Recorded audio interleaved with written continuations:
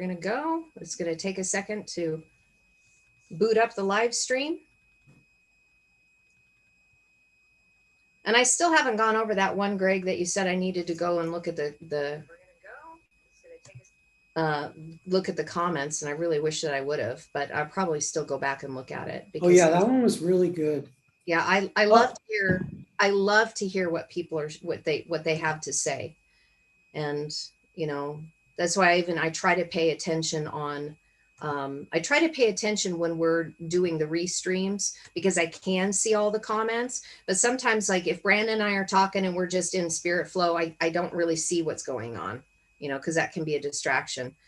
It's too hard to follow the comments when you guys are doing that. It's too much of a distraction. And that's why, like for questions, it's really good when people put all caps, because if they don't put all caps, because that really flags me. When I see all caps, then my eyes will drift over there. But if they ask a question and we're in the middle of discussion and I don't see caps, it'll just float right on by and I'll have no idea.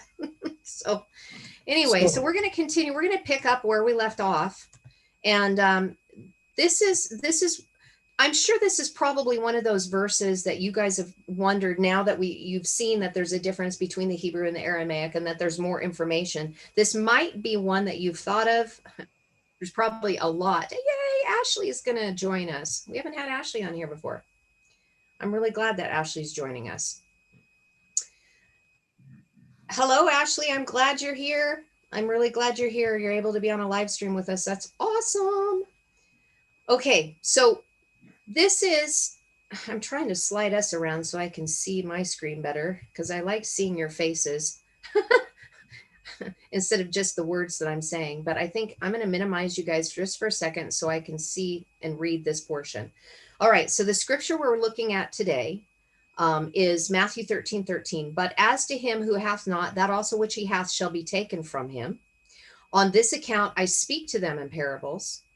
Hence they see and yet see not, and they hear and yet hear not, neither understand. Now, notice that in the parentheses here, these are words that the translator used for continuity in the English language for grammatical purposes. They're not part of what was originally written.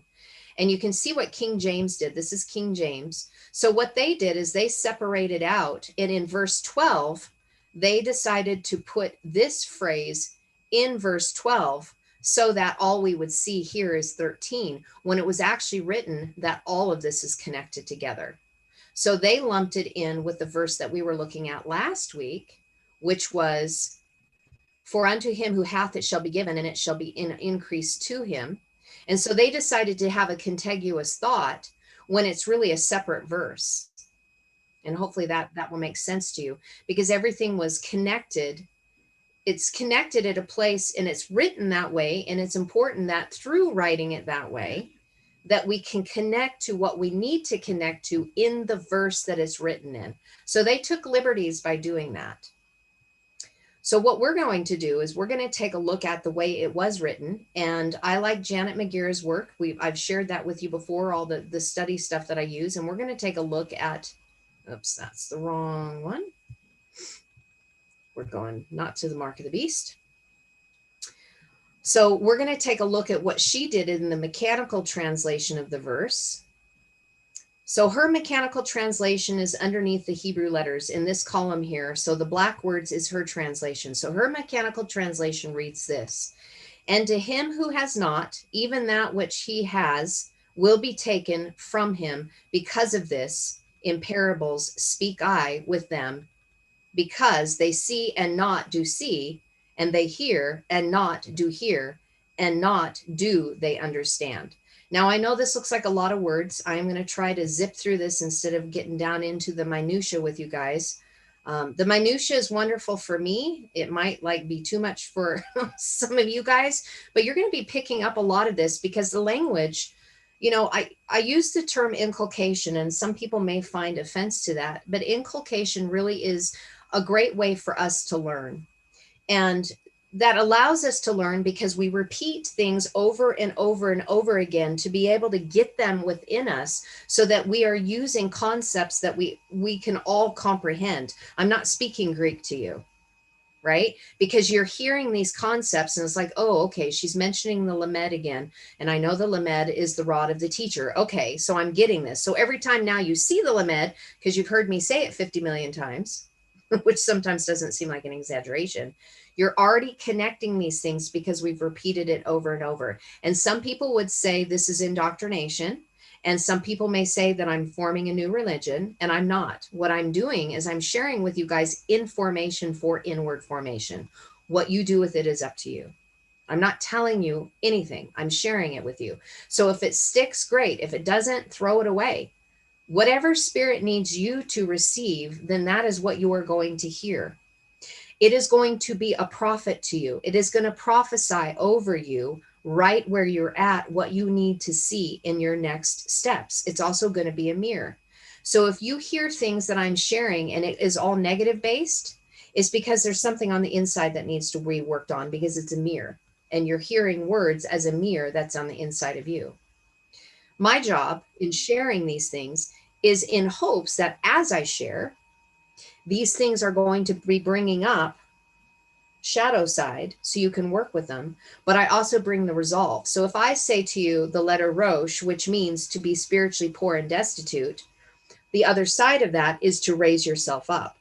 So you've got a spiritually poor and destitute that then raises himself up out of that. And spiritually poor and destitute just means lack of maturation in your spiritual journey. So for me, 20 years ago, I didn't have the maturation that I do today. And everyone that is on here probably would say the same thing. Where I was 20 years ago is not where I'm at today, because 20 years ago, I was spiritually poor and destitute in my journey. I only saw what I saw in the moment, because the whole job is to connect us to our higher self. But the only way to your higher self is connecting to your shadow, because that's the only way that more illumination is coming, is by connecting the lower to the higher, as your shadow self is the lower portion of you, the higher self is the higher portion of you, and the Vav is the one that connects. I just explained to you the Aleph. Higher self is the upper Yod. Lower self is beast, ego, shadow. The true you is in the middle, the Vav that connects the higher and the lower together. So what I will be sharing with you is both sides, your light and your dark, so you can connect to it in the middle and zero point it out. Does that make sense? Because I really want to clarify that, because I had somebody bring something up to my attention about the way I present, and they didn't want to listen to the teachings anymore because of the negativity in it.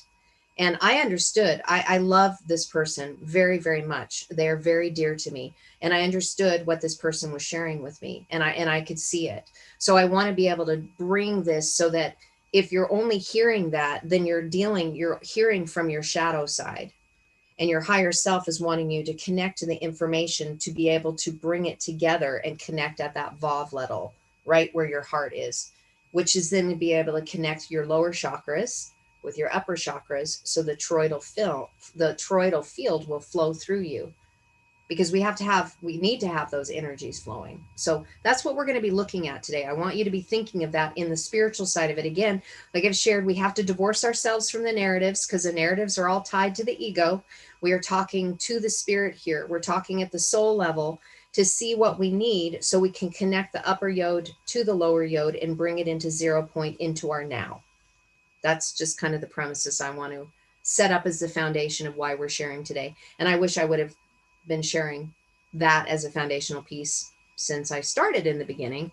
But, there's more stuff being revealed in me too. And I'm learning how to be able to present these things so that we can do something with them, practical application. Like, I don't want to puff this up. That's not going to do us any good. That's where the ego's at. I want to expand our hearts. That's where it's most important and most relevant for what we need today, is more expanded hearts. So something else I was thinking about that I wanted to share is that I felt this very strongly. There's Ashley. Hi, beautiful. I get to see your face. Yay. I'm so happy you're here. Mwah. So glad to join. Yay. It took a minute for me to get my tech set up. Oh, it's awesome. I mean, you guys have probably seen her comment on YouTube, videos before and whatnot. And so I love to see your face, because I read your messages and I respond to them and I feel your frequency. But then when I get to connect and see you, it's like it's like, it's my birthday. I mean, I just champagne everyone. I'm like, woohoo! We got family joining. This is awesome. I'm excited too. I'm glad you're here. And so if you have questions, there's I love this that Zoom allows us to have the little what is it? A little emoticons or no, reactions. What do they call it? Let me see.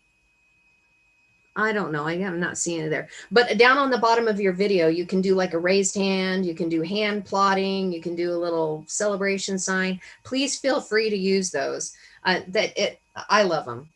That's me. That might be my ego, but whatever. I just love them. They make me smile. They make my heart happy. And then if you have a question, I can see that you have a question.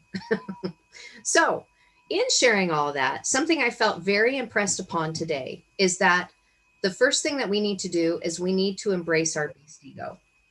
Because many times, and I'm owning this, right? When I have shared, I have been sharing that the beast ego is very negative. Like I've been putting a negative spin on the beast ego. That is our shadow side. It is part of us. And there is no part of us that is bad or is wrong or is a faulty portion of who we are. It makes up the totality of the whole. So we can't reject that, or we shouldn't be rejecting that, because it's part of us. It's part of our experience. And really, like I put on here, it probably needs to be hugged, because our higher side of ourself will constantly reject it and put it down. We'll diminish it. We'll shame it. We'll guilt it, right?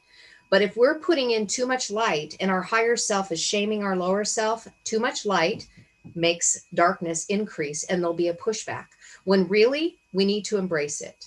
And so, yeah, that sounds probably silly. It probably needs to be hugged. But I really had this imagery of, instead of rejecting that lower side of us, that side of us that, we go, oh, and we get exasperated with, how about we just love it? It's like a stepchild. Yeah. Love the stepchild. No, I get that. And because we continue to try to ignore it.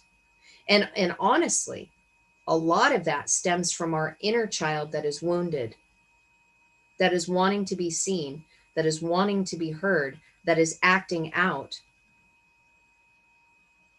And you'd be amazed that when we embrace the beast ego and that inner child that is wounded, that is acting out, how much we begin soothing it so that it doesn't rise its head. Because it's all based in fear. The beast ego is all based in fear. And so if we love it and we nurture it and we hug it, then it allows it to be safe so that it can then come up higher. Because it's not going to be beat over the head by the higher self that says you're bad, you're out of control, nobody likes you, rejection, abandonment, fear. I mean, all of that. We just feed it with our higher self-righteous self that says, you're awful, you need to be gone.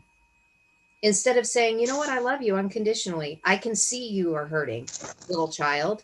I can see that as soon as you came out of your mother's womb, you experienced abandonment and rejection and separation for the first time. And you didn't even know how to begin to say, this sucks. I don't know what to do with this.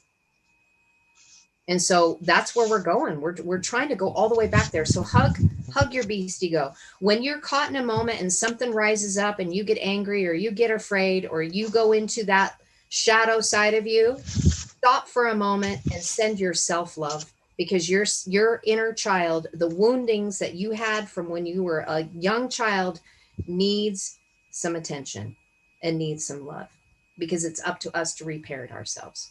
If our parents couldn't do it for us, because they didn't have the skills that they needed to do it, they did as best they could based on their brokenness. We need to take responsibility for our inner child, and we need to stop projecting it like it's everybody else's job.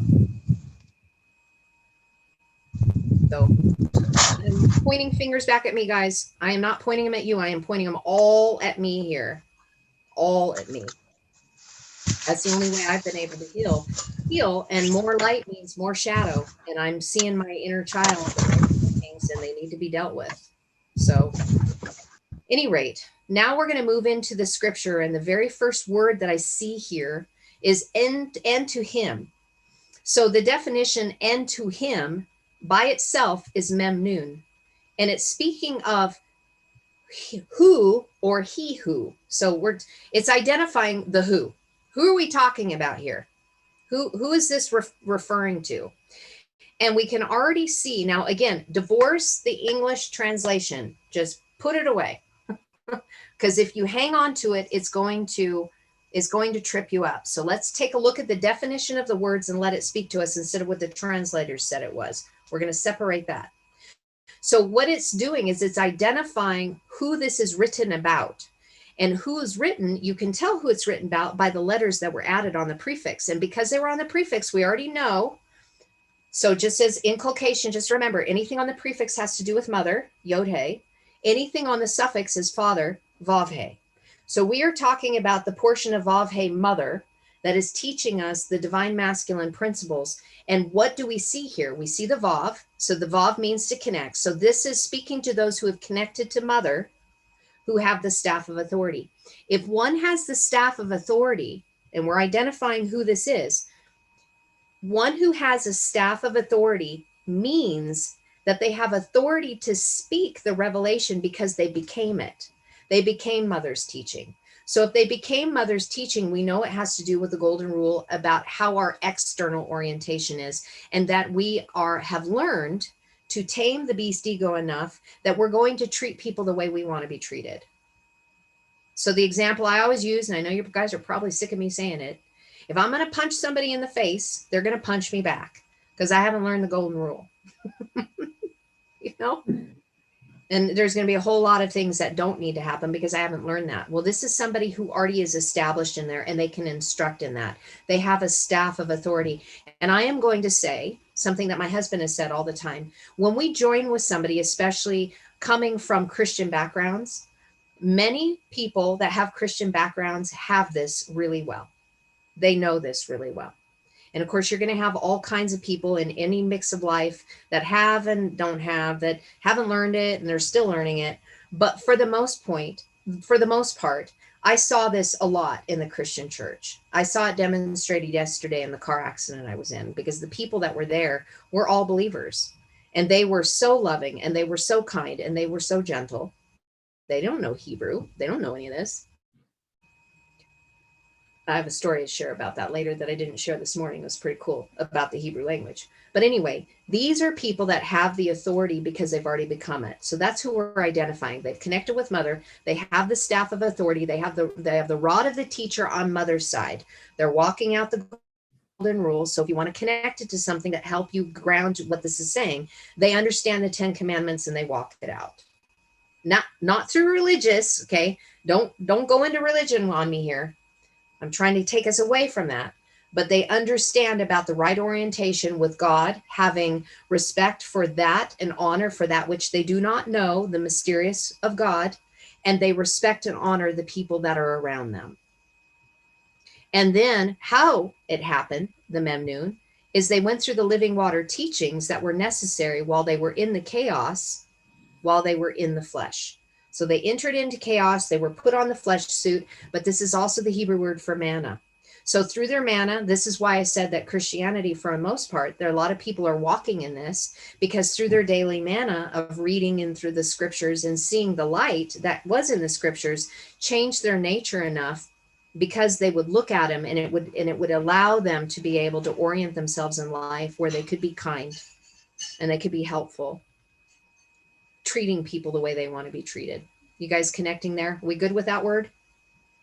Okay, because I know manna, you've heard me say it 100 times. That literally is how you spell manna, which is kind of funny because they wrote it as manna, having an aleph on it in the English translation, but there is no aleph because back then they didn't have the fullness of the one with the oneness unity yet, because they were only given the divine masculine.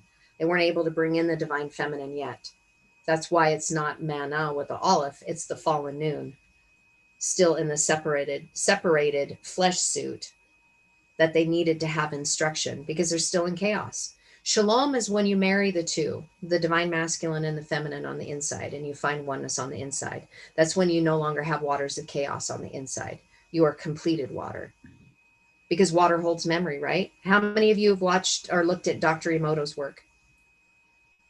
Yeah, I know. A lot of us have seen Dr. Emoto's work because the spirit leads us into all truth, right? and you see those beautiful ice crystals. Exactly. You look at all of those beautiful ice crystals with all of the positive things that are being said. So that, since we're water, what we say up here affects the structural body of the water within us. So our manna that we're taking is supposed to help us with the chaotic waters to make them crystalline structures of peace and shalom, so that Dr. Emoto's work would be then manifested through our body, through our blood, through our water that goes through and through our body. So that's the first word. So it's identifying those that have that authority because they've walked through that chaos in the flesh and they're walking in the authority of Mother. And then I find it's, I'm trying to use different words, guys, but I always go back to my default. It's fascinating to see here. But it is. I see these things as like, wow. You know, maybe I should just do that. Wow. I see the wow of this. So Dalet Lamed Yod Tav, the morphing of this word, it's originally from Aleph Yod Tav. And if you've been following me for a while, you've seen Aleph Tav from the Old Testament. And then you've seen, and I've shared with you the morphing into the New Testament, that it's Aleph Yod Tav. So you take the Aleph Tav, which is the first letter and the last letter, and it literally means first and last, connect it to Alpha and Omega, if that helps you with like a Greek concept, because we've had Greek around more than we have the Aramaic or the Hebrew. So the beginning and the end, the first and the last, the Alpha and the Omega, that now has power on the inside, because the Yod means power. It means the hand that gives. It also means the work and deed of the hand. And it is intimately tied with Aleph, which was what I opened with you guys. Your higher self is the upper Yod. Your lower self, the beast ego, is the lower Yod. They both have power and we're meant to connect. But this Yod right here in Gematria has a total value of 10. Now in toroidal math, and it's important for us, call it reduction math if you want, but it's also known as toroidal math, where it collapses in on itself. It takes integers and brings them into a single digit. So the Yod, you would remove the 0 and it would make it 1, which is connected to the Aleph, which is 1. And it's literally in the design of the letter. So that is a huge dot connect to see that this is the power given to you so that you can become one on the inside. So the Aleph Tav, the first and the last, the beginning and the end, the sacred language, the Aleph through the Tav, is the spiritual journey that is meant to give you power on the inside. So that power, the fruition of that power would be oneness unity, so that you could be the strong leader of the covenant, because that's also what Aleph Tav means. Strong leader of the covenant that has power on the inside. You guys got that? Okay. So what happened to this word, and the reason why it was written this way, it's a compound word. It comes from Aleph Yod Tav that I just described, and then Lamed Aleph. You've seen me talk about Lamed Aleph bunches of time. It would be a word that is translated as not, but there is never a not. It just means that if you are doing something that isn't becoming, it means Lamed Aleph. You need instruction, because that's what Lamed also means. You need to be instructed in the way of one, because you're not becoming oneness. You haven't learned that we're all one yet. So this is a compound word. So when the writer put this together to share this narrative with us, the story, but then the hidden text for the mature that were able to handle this light information was this. And I love this based on what we were talking about with our shadow side. They wrote it as Dalet Lamed, and the Aleph is missing. Dalet Lamed, Dal is the word that means weak and feeble. Something's dangling. That's literally what it means. Dangling, weak, feeble, thin, which is then connected to the word being sick. The reason why we have the sickness and the dis-ease is because we've been disconnected. Higher self, lower self have been divided. The light and the dark. I'm wanting you guys to get this here. Higher self is light, lower self is dark. The Elohim were divided into the light and the dark, the upper Yod, the lower Yod, and they're meant to come together. And when we are separated and we're hanging out in the lower Yod, which is our beast ego, which is the ego that says we're separated, we have a lot of illnesses. And until we can connect the upper and the lower together by that Vav, this is where you get bipolar. This is where you get bipolar 2, where you get the mania, where you get depression, where you get all of these mental dis-eases, because the two are warring one another. Your light and your dark are doing this because they're not connected.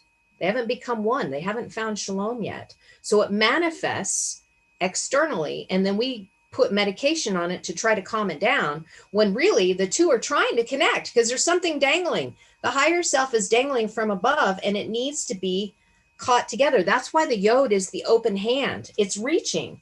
The lower yod is reaching to the higher yod. Your higher self and your lower self are wanting to connect to become one.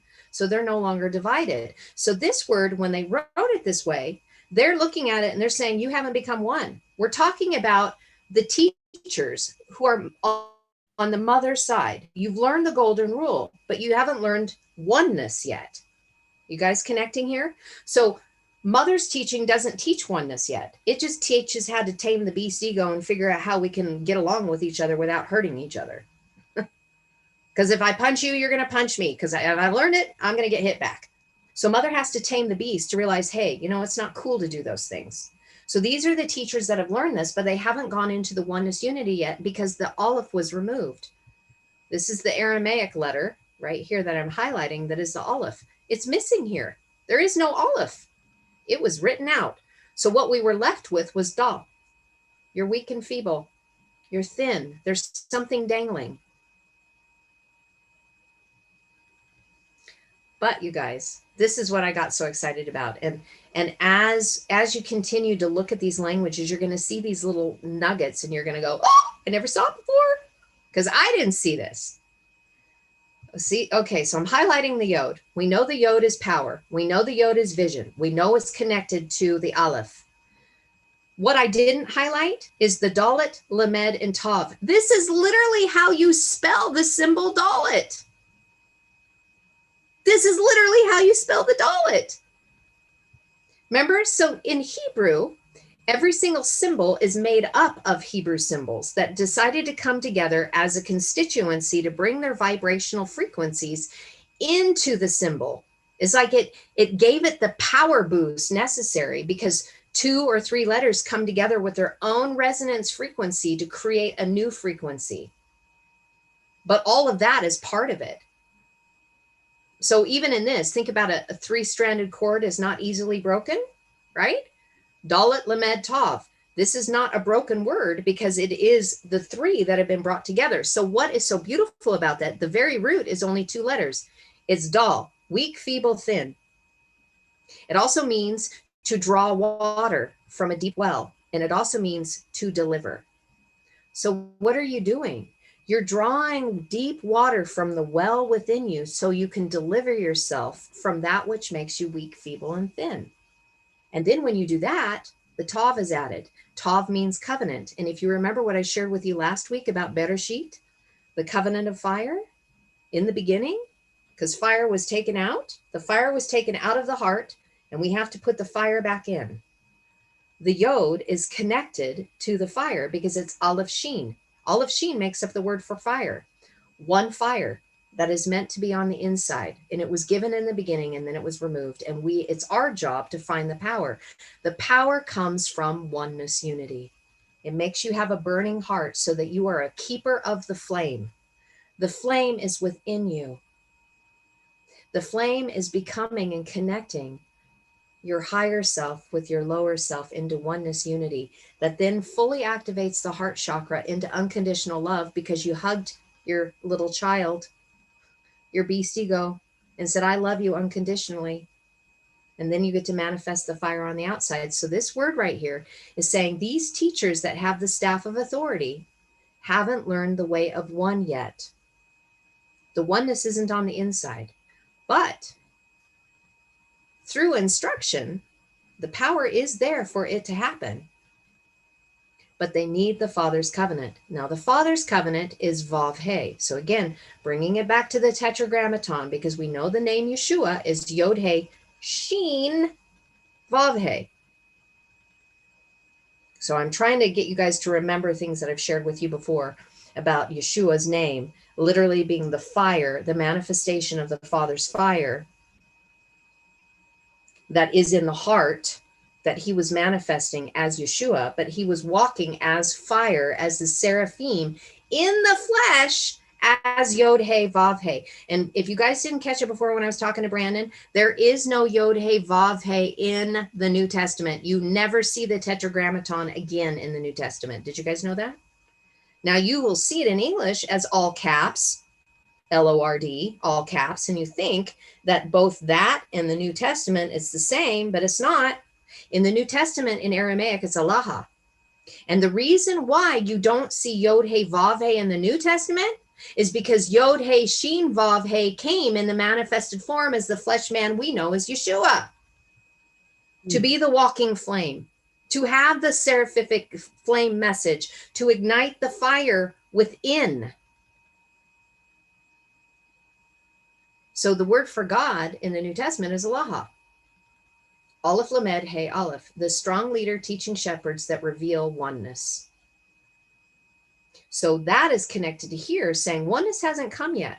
These teaching shepherds don't have it yet. So you need to go through the door of the inward man so that you can get the instruction necessary in order to activate the power that's being given to you, so that you can connect and be marked with the covenant of Father. If you've been marked with the covenant of Father, that means you've dealt with your shadow self, or you're in the process of dealing with your shadow self because you're in the process of illumination on the compass. You guys remember, I shared, by the way, Regina, I ran through this morning with Brandon, I shared the Vitruvius man with them. So as your light is swinging around, if you're connected in your place of your heart, you're automatically connected to your shadow side. So as more light comes in, you're already showing light, bringing your light into the shadow. You don't have to walk into the darkness. I'm not asking anybody to go into black magic or go and do the things that only the dark does that are unspeakable, that I don't want to speak here. I'm not talking about that. That is a completely different animal. I'm saying walk into the light so the light will shed light onto your shadow so that you can then overcome it and be marked with the covenant of Father, because you're a brave one that was willing to go in and to face the wounds of your inner child, to deal with the beast ego so you can soothe it, mother it, raise it, elevate it so that you can be a sovereign over you. Because once you become a sovereign over you, because they haven't here yet, they're still weak and feeble. Once you become a sovereign over yourself, then you're not triggered by other people when they bring forth things to you, because your inner child, that little child, is no longer wounded because you've embraced it fully.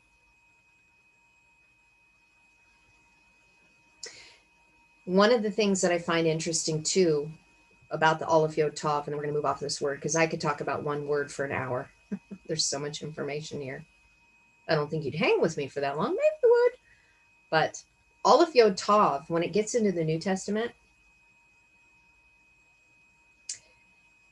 it comes from the word yesh, Yod Shin. But there is no Shin here. The root of it means a being of substance, the power of fire. The power of fire makes a being of substance. And it is sharing with us, because the Shin is missing here. It's supposed to be here. It's supposed to be Yod Shin. You're missing the fire, but I'm still leaving the power for you. How do you get the fire? Going through the Aleph Tav, first and last, beginning of the end, the sacred languages. Now, am I saying that everybody needs to study the sacred languages? No, I'm not. If the languages aren't calling to you, then don't study them. Don't even be here. If it's something that's not calling to you, because they're supposed to be calling out to you. Can you find this any other way? Yes, you can. This is not the only way. Yeshua didn't say, I am the only way. He said, I am the way, the truth, and the life. He said, I am the way of one, which is the truth, that we are all one. And life can be found in oneness. That is the fire. So this is saying, because he was the word made flesh, the Aleph through the Tav, that the sacred languages can get you there, but it's not the only way. There have been many Buddhist monks and other religions that have found the fire through their other spiritual practices. I see you guys are commenting, and I'm not seeing their comments because I don't have the chat section pulled up because I can't teach from here. If you guys have questions, if you guys are just making comments for the sake of comments, I love it. I'll read it later. If you have questions, just raise your hand. But if you're just guys are commenting, comment away. I love it. I'll go back and read them later when we're just talking. So I'm going to bring in a different concept to you guys, and then I need to really rock and roll because we will be here for way too long. There is something known within the Hebrew concept of the black fire and the white fire. The white fire is the pages. The black fire is what is written. This is a Hebrew thought, and they call it the black fire and the white fire. And I want you guys to connect to this because of what I was just saying about connecting the light and the dark. The light is the totality of the dark, that which is going to illuminate the light into the dark to show our shadow side, to bring it into oneness unity. And if you've ever wondered why prophetic, like when the prophets would write things and they had, you know, it's condensed and it's like just short little lines, it's because that part is meant to show you that there's a greater illumination by what is being shared in those small little words than the rest of the text. There's more white fire here because it's a fuller illumination of what is being shared, and it's saying, dig here. You want more illumination? Dig right here. You don't need to seek anymore. Go into this little section because there's more white fire. There's more illumination. But know if you're going to dig there, more illumination means you're going to have to deal with your shadow, or you don't get to move on. You do not get to move into your next revelation until you do with the shadow that's on the opposite side. So white fire and black fire, that will give you something to think about when you're digging.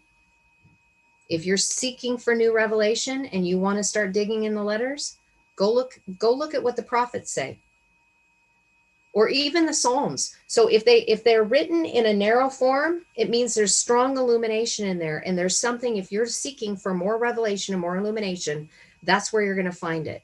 That's where the deeper water is in just looking at the text. So I just thought I would bring that to you guys because again, white and black, same thing. We're trying to unify it. So when we get into this next portion, now we've already dealt with that. We know that we need the fire, mother's teaching, staff of authority. You're going to get what you need through the olive, through the Tov, through the sacred languages, the first, the last, beginning, and the end. The next word, she didn't translate it because she took the 2 and 4 and brought it into the previous word.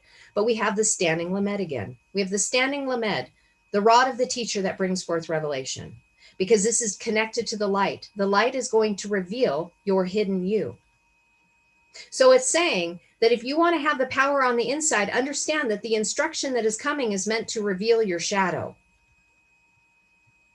Those who are teachers of mother. So you can't, thou shall not pass. You know, I keep thinking of, what was it, Lord of the Rings, when Gandalf and he took this staff and it was that fire beast. You shall not pass. And it rippled out. Well, there's a certain point where you're not allowed to go any further than if you haven't dealt with your shadow. Because it's going to just keep coming around and around and around and around and around until you deal with it. And as soon as you deal with it, guess what? You're going to have a new revelation. You're going to have a new degree on the compass. And it'll blow your mind, because it usually does with me. But then I know what's coming next. My shadow is going to show up, because that inner child needs to be healed. So then we come back to the who. That, those, and who. But this time, look at what we see here. Now we have the connection of mother that then reveals how to connect to father. So can you already see how this is building? Because remember, this is connected to parables. Why are things hidden? Because we have to come in the right order in our spiritual maturation for the greater to be revealed. But you have to face shadow. That's what that A is. You're going to have to deal with it. But as soon as you start dealing with it, guess what? You're going to see that you connected to mother and father, Yod He Vav He, and right in the middle is the Hey. So this revelation, if it's in the middle, it's meant to reveal fire on the inside of you, because that's what is on the inside of that was taken out at the beginning. The fire was taken out. The covenant is meant to reveal the fire back within you in your heart so you can be keepers of the flame. But you need to connect to mother and father. You need to connect to Yod He Vav He in the spiritual level. I'm not talking about the English translations of what the letter of the law looks like through the translations into English. Please hear me. I'm not creating a new religion. I'm not taking us into Hebrew roots. I've been there, done that. I'm looking at the spiritual application of what we needed to learn a long time ago, but it wasn't ready to be revealed yet. But it is being revealed to us now because we have matured enough. As humanity has grown, we are now at the place where we're responsible enough to handle the responsibility, because with greater light given, greater responsibility is given as well to the spiritually mature. And you know what? If that bothers you that I'm comparing spiritual maturity and spiritual adolescence, we're still in the system of duality and it's meant to grow us up. We still act like children from time to time unless we deal with our shadow side, because the child's acting up and needs attention and needs to be restored. And it's your responsibility. It's my responsibility. It's our responsibility. And we can help each other. We do, whether we want to or not. We're mirrors for each other. So an interesting point in looking at this right here, guys, the Vav is 6 in Gematria. How many books are in our English Bibles that we haul around? 66 books. So when people say, oh, they took this out and they took this out and they took this scripture, you know, because there's a lot of books that were taken out of the canonization. I get it. And yes, you can glean a lot, but they're English translations. So if you're reading English translations, you're getting it through the interpretation of what they want you to see, not what is really there. All that you need to see is through the books that we already have. Why are you wanting to go somewhere else when you haven't fully excavated that which you already have? Perhaps by excavating what you have and becoming it, the greater will be given to you. Because revelation is found within the 66 books when you dive through the sacred languages. Connect to mother and father. As soon as you do that, you can see mother and father all over the place in the sacred languages, and it's going to continue to reveal the fire on the inside. And at some point, we aren't going to need the languages because we're going to become it. We'll be the word made flesh, and there will be no need for this. This is just to help grow us up so we can see what the whole thing is in our spiritual maturation.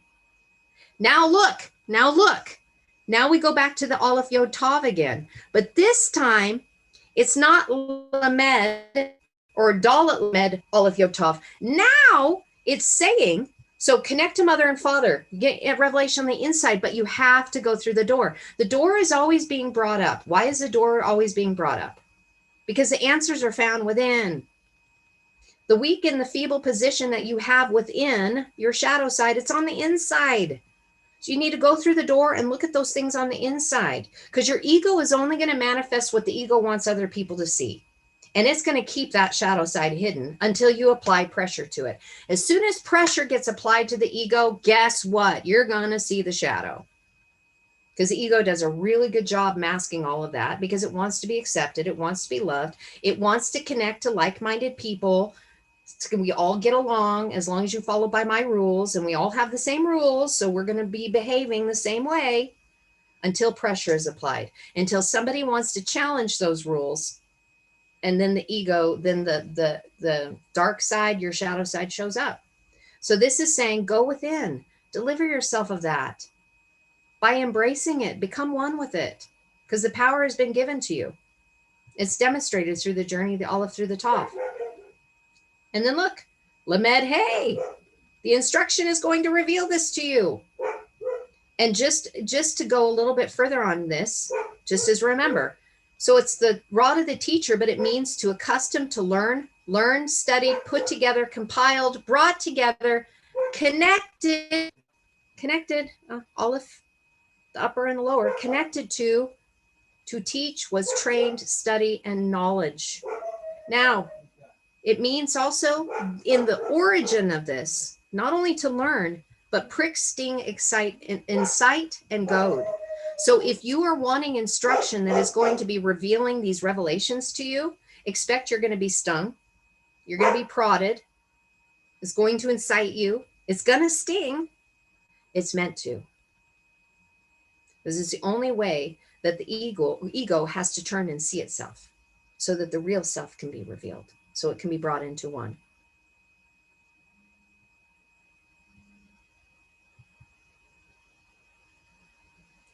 Now we get to the root word shekel. That might ring a bell because shekel is what we've heard about what the name of the monetary system was before, right? A shekel weight, and a talent and a shekel, and you've heard the half shekel. But this has more the meaning than just money. I mean, we could go on a whole nother tangent, and I don't want to talk about the fiat currency. What we're talking about here is something that means to take up, bear, lift, carry, take up, pick up, receive, take away, bring, cut off, and capture. In Aramaic, it's not even talking about money, because that we realize that the currency that we get to in the New Testament with the divine feminine is a frequency of love. That is our currency. The frequency is energy, energetic exchange through love. Has nothing to do with money. Linear has to do with money. So when we look at the Hebrew, I didn't raise this word up to make it look a little bigger for you guys. When we look at the Hebrew portion of it, it means to weigh and to balance. So think about that. The original word, yes, it was to pay out money, but it means to weigh and balance. What are we weighing and balancing? We'll get to that. Also means to consider and examine, to assess. He weighed out a price. He paid money.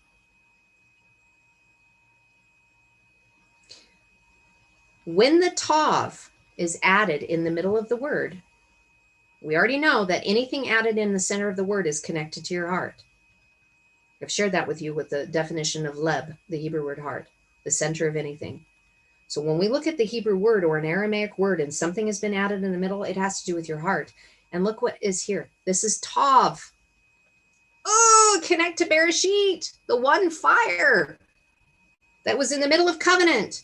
This is the sign and the mark of Bereshit, the one fire that is placed within you. You now have Bereshit as one who is built, leadership as a first fruit, having the fire placed within you through covenant. This is the mark of the covenant of one who has a burning heart right here, because he weighed and was balanced and he paid a price.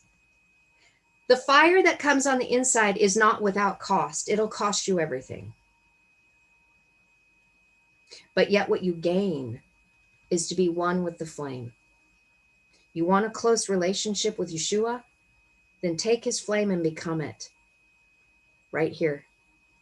By what you weigh and what you balance, what you're assessing, what you're considering, what you're examining, because the tav was added on the inside of the word. So weigh and consider and examine your own heart. Stop worrying about everybody else's and worry about yours.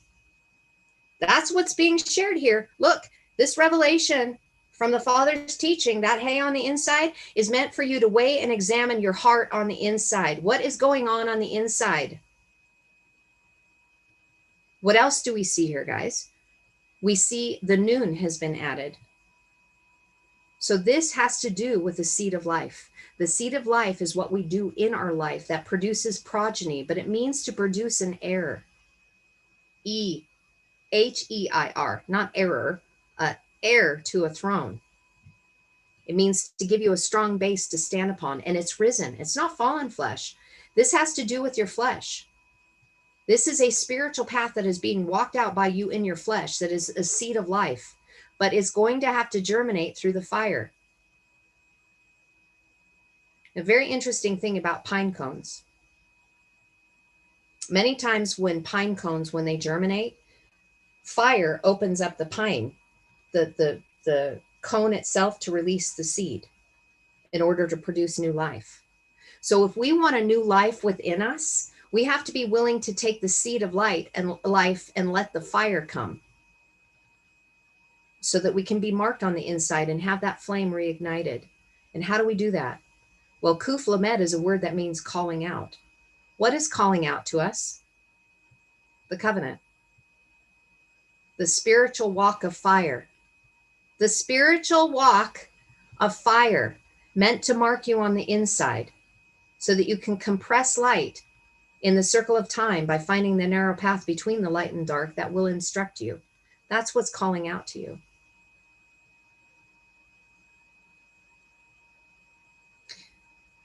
Shin Kuf by itself Shin Kuf by itself. So if we were to take off the Nun and take off the Lamed, if you just had a Shin Kuf by itself and added the Tav in the middle, it means was lightened, was relieved.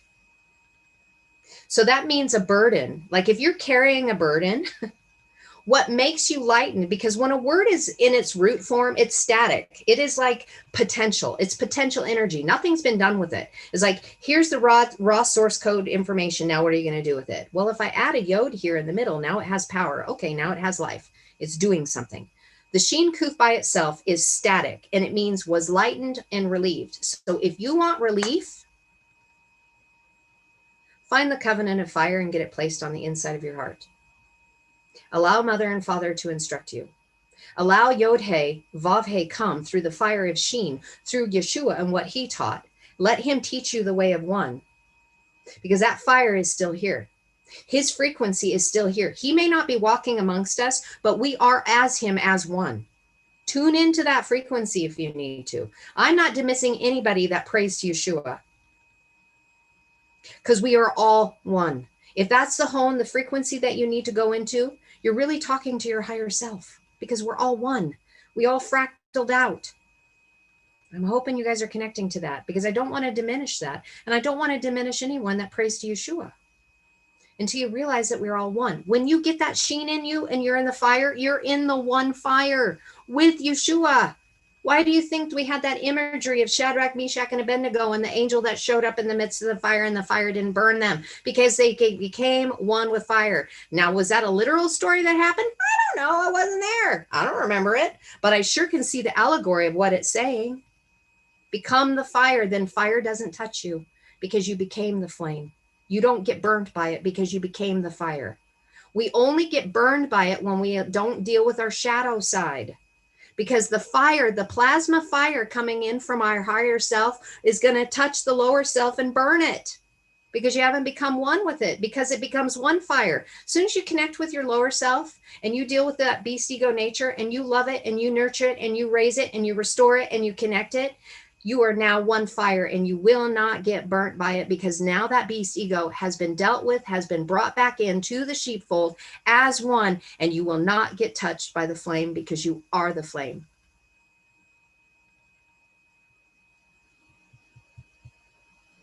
Moving on. Look at this. We have another who and a he who. This was the very first word that we started out, but now it morphed. Because in the beginning, it was identifying the mothers that had that connected a mother and were the teaching shepherds. That's who this was written to. Now, same word, but guess what? It's no longer a fallen noon. It's a risen noon. So through the manna, they found the revelation, Father's teaching. They're from the chaotic waters, but they found the spiritual path, the seed of life. And instead of being in their beast ego, it was revealed to them and they embraced it. This was the revealing, because this noon isn't in the fallen position anymore. This is a risen noon. So this is one who allowed that illumination to come in, to see their shadow and to embrace it. Now they are no longer in the fallen flesh. They are completely risen, because they picked up and scooped up that wounded inner child, the beast ego, the shadow side, and they loved it back to life. Instead of separating it and shaming it, they embraced it. And this is being revealed. We get into the next word, because. Whenever you see the word because in Aramaic, this word has the main meaning of use parables, speak in parables for comparative reasons. And why? I'll show you why. When we look at the tet, it's right in the middle of the word. Again, heart issue. Tet means to wrestle. It means to wrestle in the mud, to be more specific, with the snake in the basket. Snake is a reference to seraphim. It's translated as snake. I have no idea why they tried to do that, because it kind of just got us off course. But I do know that it is connected to the Kundalini that winds its way up, the energy centers that come from the bottom to the top. Because when we wrestle in the basket with the snake in the mud, it's because there's a disconnection that we haven't connected to.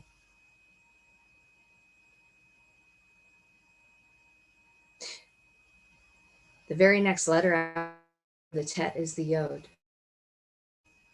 So when you are wrestling with the snake in the basket, because your energy isn't flowing the way it should be, because you've separated, you got locked energy centers, you're wrestling around and around and around and around because you're not dealing with your beast ego, power will not be given to you. As soon as you overcome that wrestle, you see the shadow, you embrace it, you love it, you welcome it home as you, now you have power over that.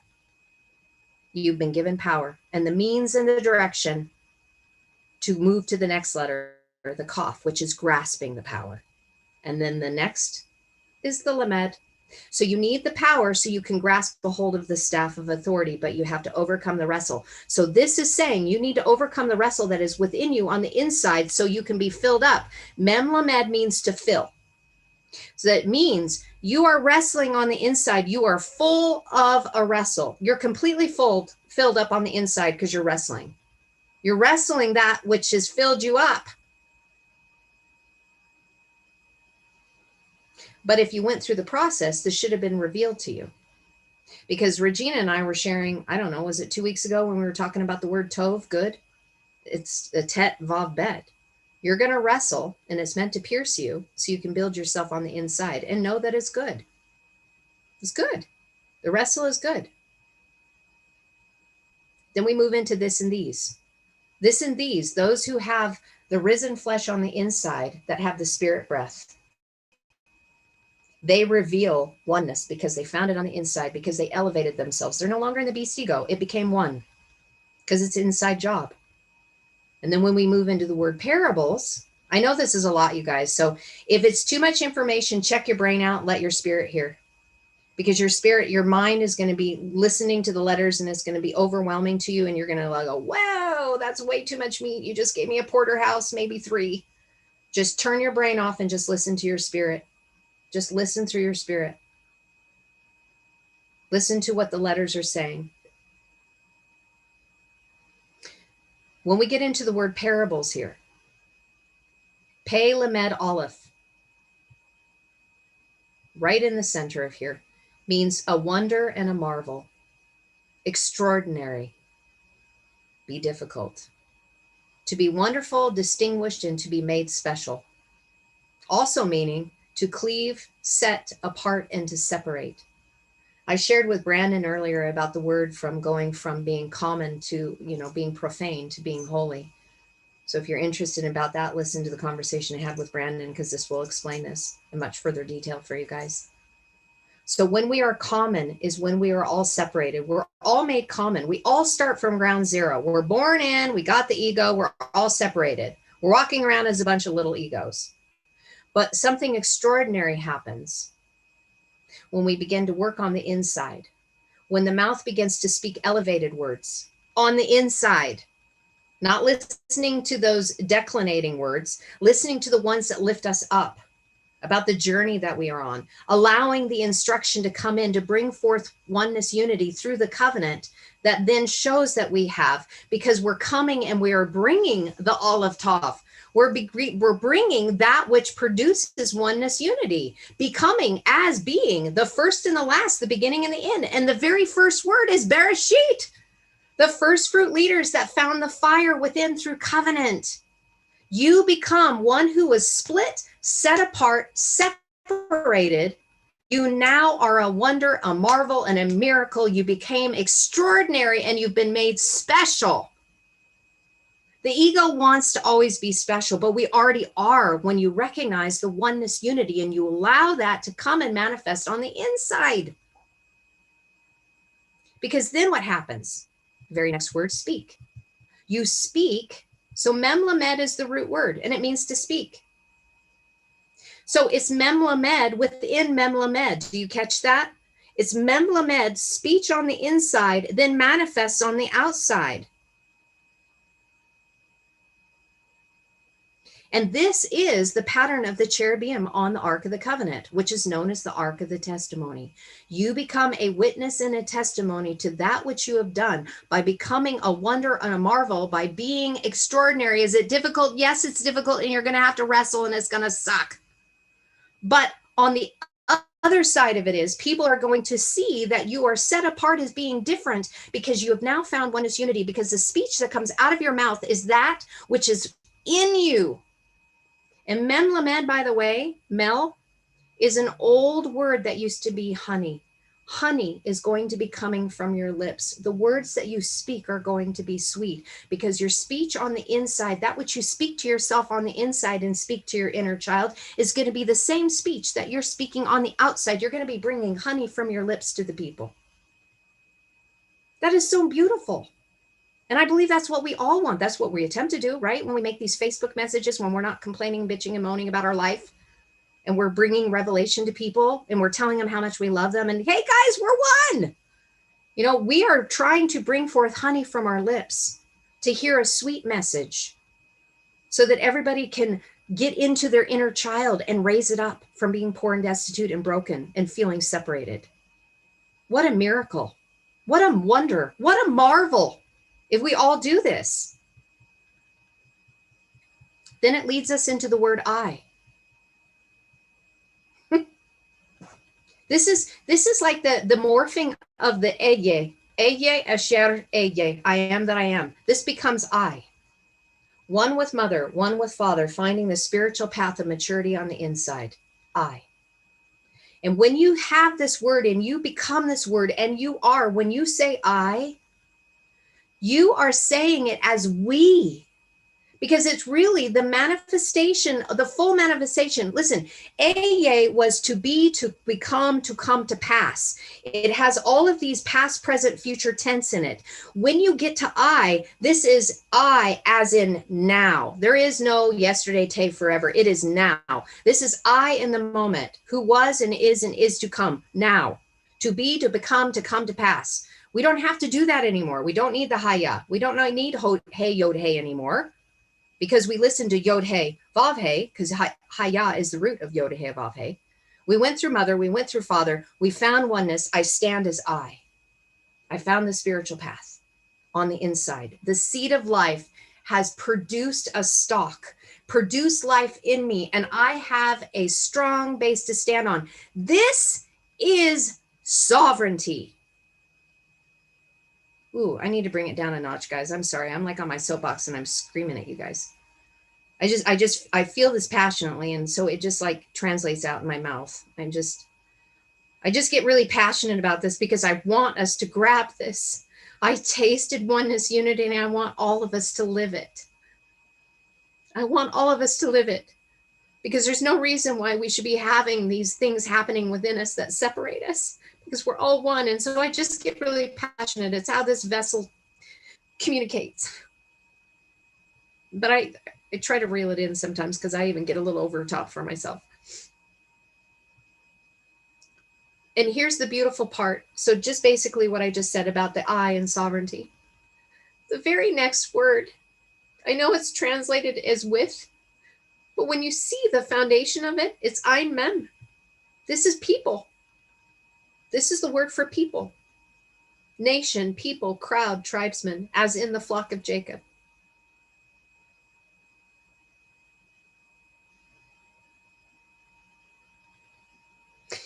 I saw Israel in action yesterday with the accident.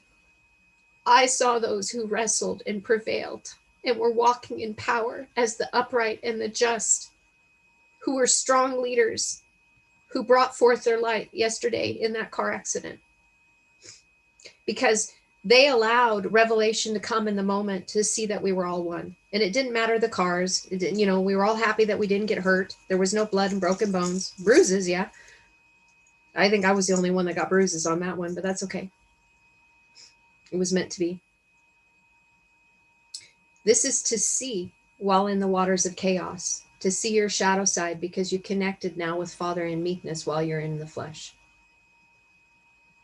Realizing that while we are in the flesh, while we still have that beast ego side of it, we're embracing it because we are standing as one in our sovereignty. And I'm going to share this with you. I need to get moving, man. It's already 2:30. Hey Vav Nun is wealth and riches. It means to dare and to venture. And I'm going to share this with you. If you want wealth and riches in this life, and I am not talking about physical assets. There's nothing wrong with having physical assets when they're rightly related to, as long as they don't control you. and they aren't you, because a lot of people put their identity into their stuff. And when they lose their stuff, they lose their identity and they feel like they need to take their life. I saw that in the 2008 crash. I'm sure it happened this time around with COVID. But if you want wealth and riches spiritually, you need to face your shadow. You need to dare and venture into that place, because that is where your wounded child is waiting for you. You want wealth and riches? Then you connect to your shadow. You embrace it and you bring into oneness, because in that is when you're going to find all the wealth and riches of the Mashiach Christ anointing. If you think that the Christ anointing is within you and you haven't addressed your shadow and you haven't embraced it, you are not walking in the Christ anointing.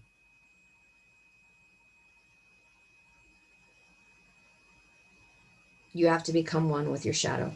Even Peter Pan told us that.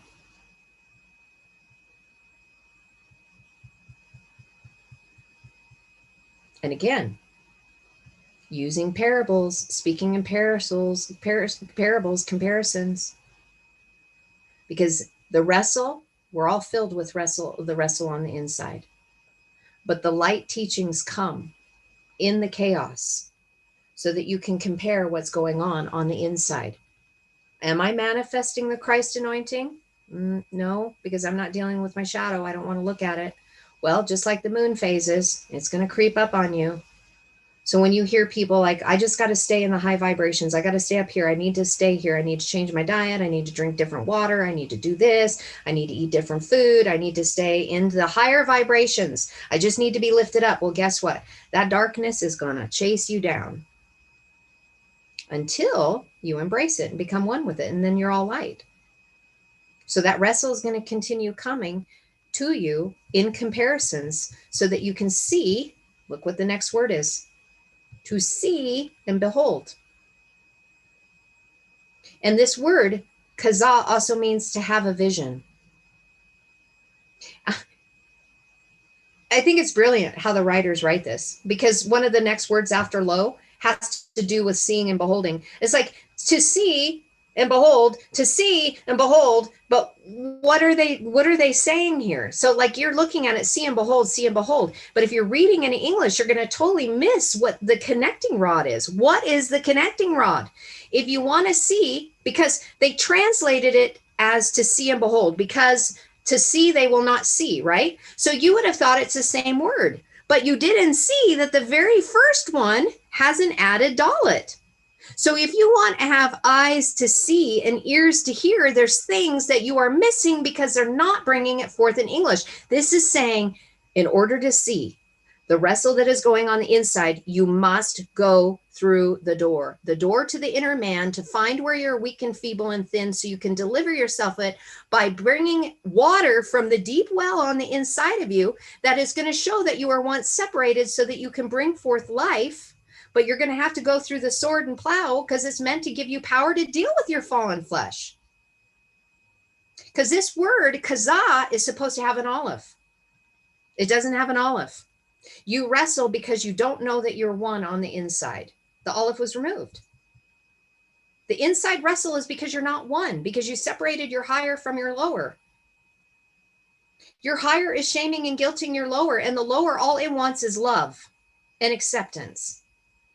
And no more rejection and no more abandonment. And it acts up because it needs your intention.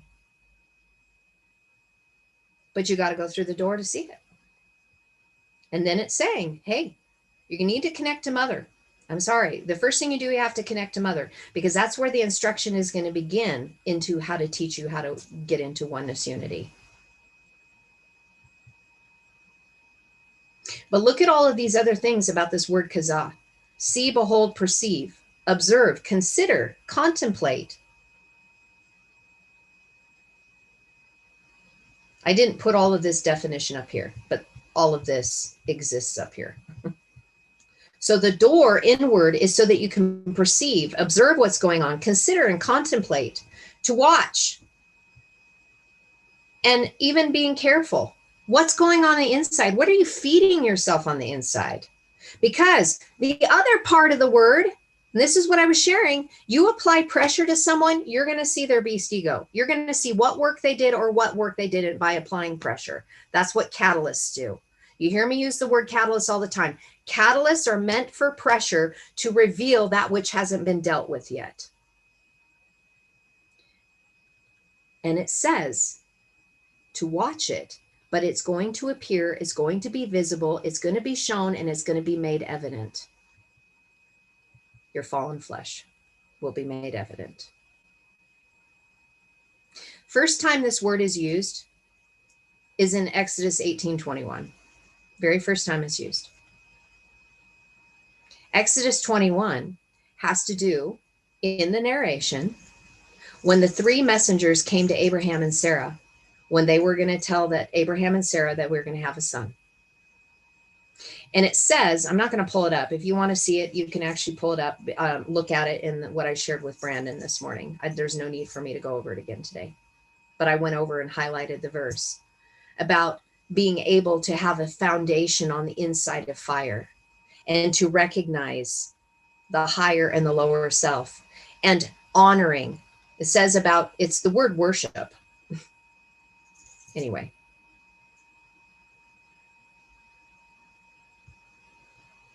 So again, I'm going to take a peek at it. I said I wasn't going to, but I'm going to take a peek at it. Hold on just a second. I popped out because I need to go in here. Spirit's saying, nope. So I'm going to pull it up really fast. 18:21. Because the Spirit said, show him. So I need to listen. I've learned better than to not listen because the time clock's going. If you guys got to go, you need to go. I shared a falsehood. That's not okay. That's why the Spirit said, show him. Because I was telling you the wrong verse. It's the right verse I wrote down, but I was saying it was connected to Abraham and Sarah. It's not. You guys need to see this. And I'm not going to do letter by letter. I'm not doing that. We're going to just really quickly look at it because I want to show you what is being said here. See, I make mistakes too, you guys. That's why I listen to Spirit. I do a much better job when I listen to Spirit and it says, hey, you need to do this. Okay. All right. So this verse, mechanical translation, moreover, you shall select from all the people, men able, fear God, men of truth, hating covetousness, and place over them rulers of thousands, rulers of hundreds, rulers of 50, and rulers of 10.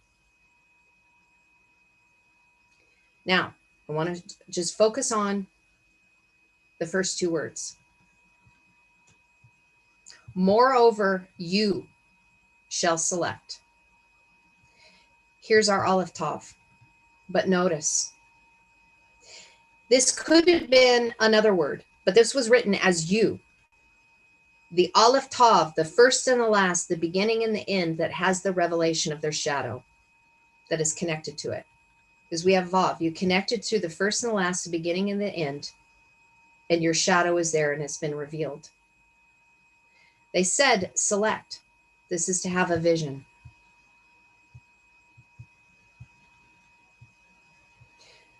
Having the covenant of mother, you found life because you allowed the sword and the plow to come to reveal to you that which was hidden. So why? Because you came through the waters of chaos, and it's meant so you can become completed and whole. And then the whole thing goes into rulers and authority and leadership. So again, if you want wealth and riches, much that is given, much is required. You want more illumination, you want greater revelations, you want to come up higher, you're going to have to deal with the shadow side. The sword and the plow, Zayin. So the symbol Zayin is made of Zayin, Yod, Nun, constituent letters. The word means arms, to weapon, or to equip with arms. So it's arms and a weapon to become equipped and armed.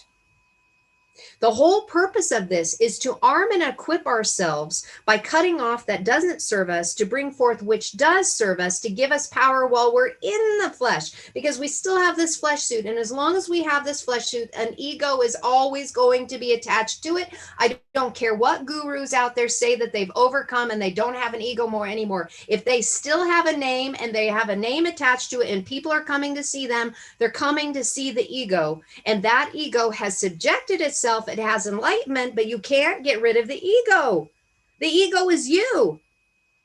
It is the good, the bad, the ugly, and the different that has been unified. That's our journey. And I stand here right now as Carrie husband. I am a new creation because I've unified my upper and my lower. Does it mean that I don't keep having that shadow side come up? Of course it does. But I've learned to embrace it. So I'm still an ego. I've just learned to love myself unconditionally. So when that little child rears its head, I give it a hug and say, I see you. And I love you and I embrace you. But I'm still Carrie. I'm still an ego. Ashley's still here. Greg's still here. Regina's here. Kathleen's here. Whoever else is on, I don't see everyone. I think Zaren's still on. And his awesome, amazing, beautiful family. My friend Jamie. I don't know who's on. All right. Coming down to the final stretch, guys. Again, if it's too much meat, just listen with your spirit. Or tune it off and come back later. It's not going to hurt my feelings. Sometimes I even have to listen like Ken's teachings and chunk it up because it's deep. I've processed all of this, and I'm continuing to process it so I can talk about it because I already went through. I already went through all of those. I need to sit. I need to digest. I'm throwing the whole cow at you right now. Then we get to the word Shema. Now, anybody who has ventured in the Hebrew roots movement is very familiar with this word because this is something that we would sing every gathering. Shema Yisrael Adonai Eloheinu Adonai Echad Baruch Shem Kavod Melkuto Le'olam Vayed. This is a song that everybody sings. And it's about the oneness that God is one. And this is the reason why the Jewish people have such a difficult time with Christianity, because we say, it's like they're both right. We're both right. But because of division, we can't see each other properly because they know that it says that Adonai, which is Yod He Vav He, they put the word Adonai as sovereign, my sovereign, because they don't say this. They don't say the tetragrammaton. They don't say the sacred name, even though they're supposed to declare it. They don't say it because it should be Yahuwah Adonai or Yahuwah Echad. Yod He Vav He is one. So when we say that Jesus or Yeshua is God, they see that as being two. But we know that Yeshua said, I and my Father are one. So they're both right. They just don't see oneness unity. They still see themselves as being separated. And as long as we keep seeing the separatedness of different religions, we're never going to be able to bring peace and harmony back into it. Because they're both right. And wrong at the same time, because they both exist at the same time. They're both right and both wrong. All is one. So when we look at Shema, what is the thing about Shema? So when they hear Shema, what is it that they're comprehending that we don't get with this word? So this was translated as, and they hear, right? It means to hear, obey, listen, understand, report, advise, instruct, cause to hear, and announce. There's a lot going on here. But in the simplified version, it means to see or to hear intelligently with the implications of obedience. Fuller explanation, heard with interest. Are you really listening? Or have you tuned somebody out? Are they just flapping your jaw and you're not even listening with interest because you got the TV on? Are you listening with interest? Because if you're tuning somebody else out, you've learned to tune yourself out. You don't even like hearing yourself, so you tune somebody else out.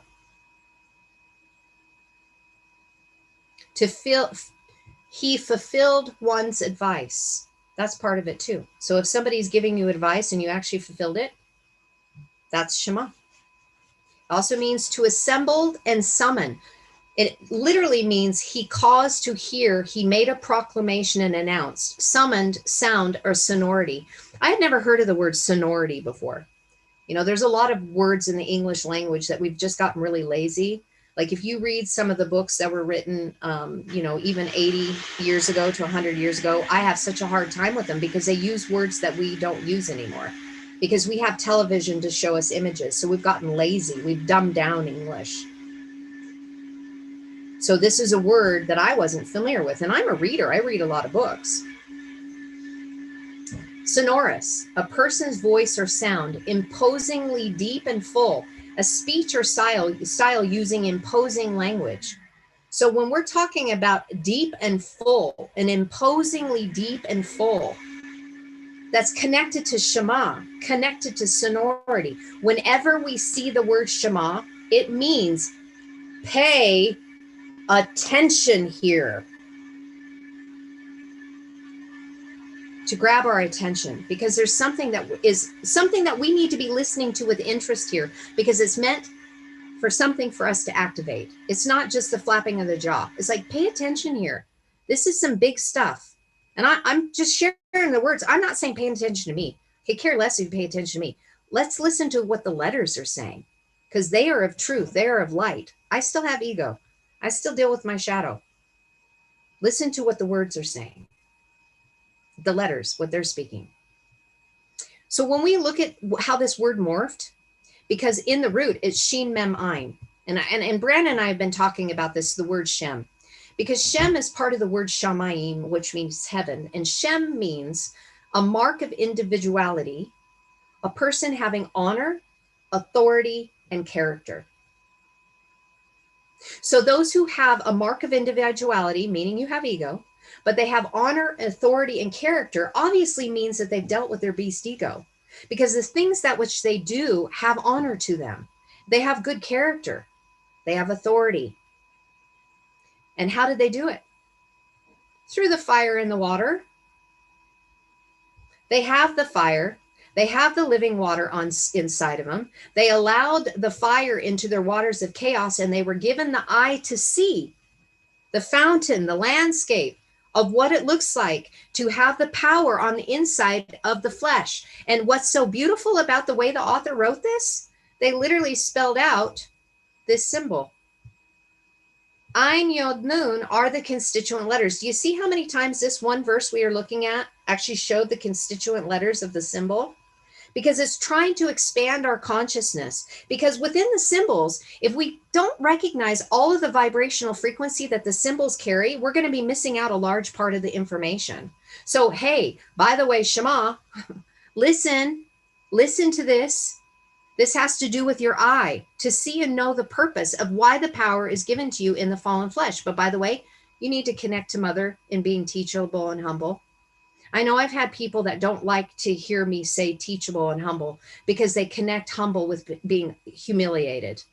That's not what I'm saying here. I'm not speaking to anybody that they need to be humiliated. And I'm not going to humiliate anybody because you don't know something. Guess what? We were all born in ignorance, and we've had many things that have happened to us that have humiliated us. That is not what I'm talking about here. I'm saying we need to remain humble and teachable, because that's what allows us to come into one another's fears without having pride and arrogance, because pride and arrogance is part of the beast ego nature that is in fear. If I'm humble and teachable and I come into your sphere, it means, look, I value you and I know I can learn from you. I'm not here to show up saying, look at me, I'm big stuff here, hear my voice, because I know what I'm talking about. Guess what? I'm just like you. I'm not anybody else. I'm just sharing my experience, and I'm sharing the language, what it brought forth. And the only way I can come and present it is by staying humble and teachable too, because every time I come here, every time, even when I dig out something, I see something new when I'm talking to you guys, because it's a heart position, because the fire on the inside of me burns away that beast ego nature that keeps me in fear, that keeps me in pride, that keeps me in arrogance. And if I get out of check, guess what? The fire gets a little hotter. This is how I can connect to you. This Vav right here, Shema, allow the fire and the water to commingle so that you have the eyes to see the power to deal with your flesh. And then when we get in again, so we have that knot again. And remember, there is no knot. It's just a reminder. Connect to Mother, be instructed in oneness. Hear and obey. It's the same letter. It's the same sequence. They translate it as not, but it's rephasing it again a second time, sharing it with you, saying you need to be instructed in the way of oneness. Hear this here. This is important. This is of double importance. And then we have the lo again.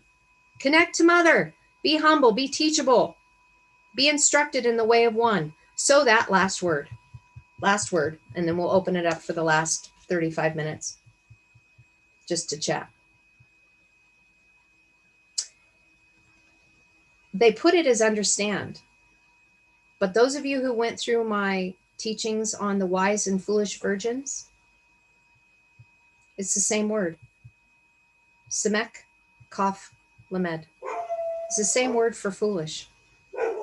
But it also has the meaning of understand, be known, recognize, perceive, and to gain insight. I got people walking upstairs, so the dog's going to be barking, and there's nothing I can do about it. So hopefully you guys can hear me and the dog's not too annoying. She's really good when it comes to alerting us. Never have to know if there's somebody that's here that shouldn't be. Woo. So this word has an opposite side of it as well. It means to offend, wrong, cause offense, or to injure. To be foolish, to be ignorant. Okay, I'm going to share this with you. Ignorance is when we do not recognize when offense comes to us, that it's meant to produce something for us to gain insight. Do you guys see that? So the word means on the other side, offend, wrong, cause offense, injure, foolish, ignorant. But on the other side of it, so again, so the Vitruvius man with the arms stretching out. Okay, if you guys watched what I shared with Brandon today, it's going to be posted all by itself. I don't know if I already posted that, Regina. Did I post that? Did you see that? I don't know if I posted the Vitruvius man yet. If not, it's going to be coming up probably tomorrow or the next day. But I did share it with Brandon this morning. I went through the slideshow. So when we are in our illuminated state, wherever on the compass of the degree we are, from heading to the south to the north, right? Wherever we are on that compass with our illumination, when something comes our way, which is a catalyst, which is friction, which is pressure, and we see it and we're offended and we say this is wrong, it caused an offense, it injured us somehow, we become foolish when we do not recognize and we choose to be ignorant that it is meant for us to perceive something, to recognize something, to gain insight, because it's trying to be made known so that we can understand. And what is it trying to get us? On the inside of the word, where the heart is the Tav, which is covenant, which connects us to Bereshit, the covenant of fire.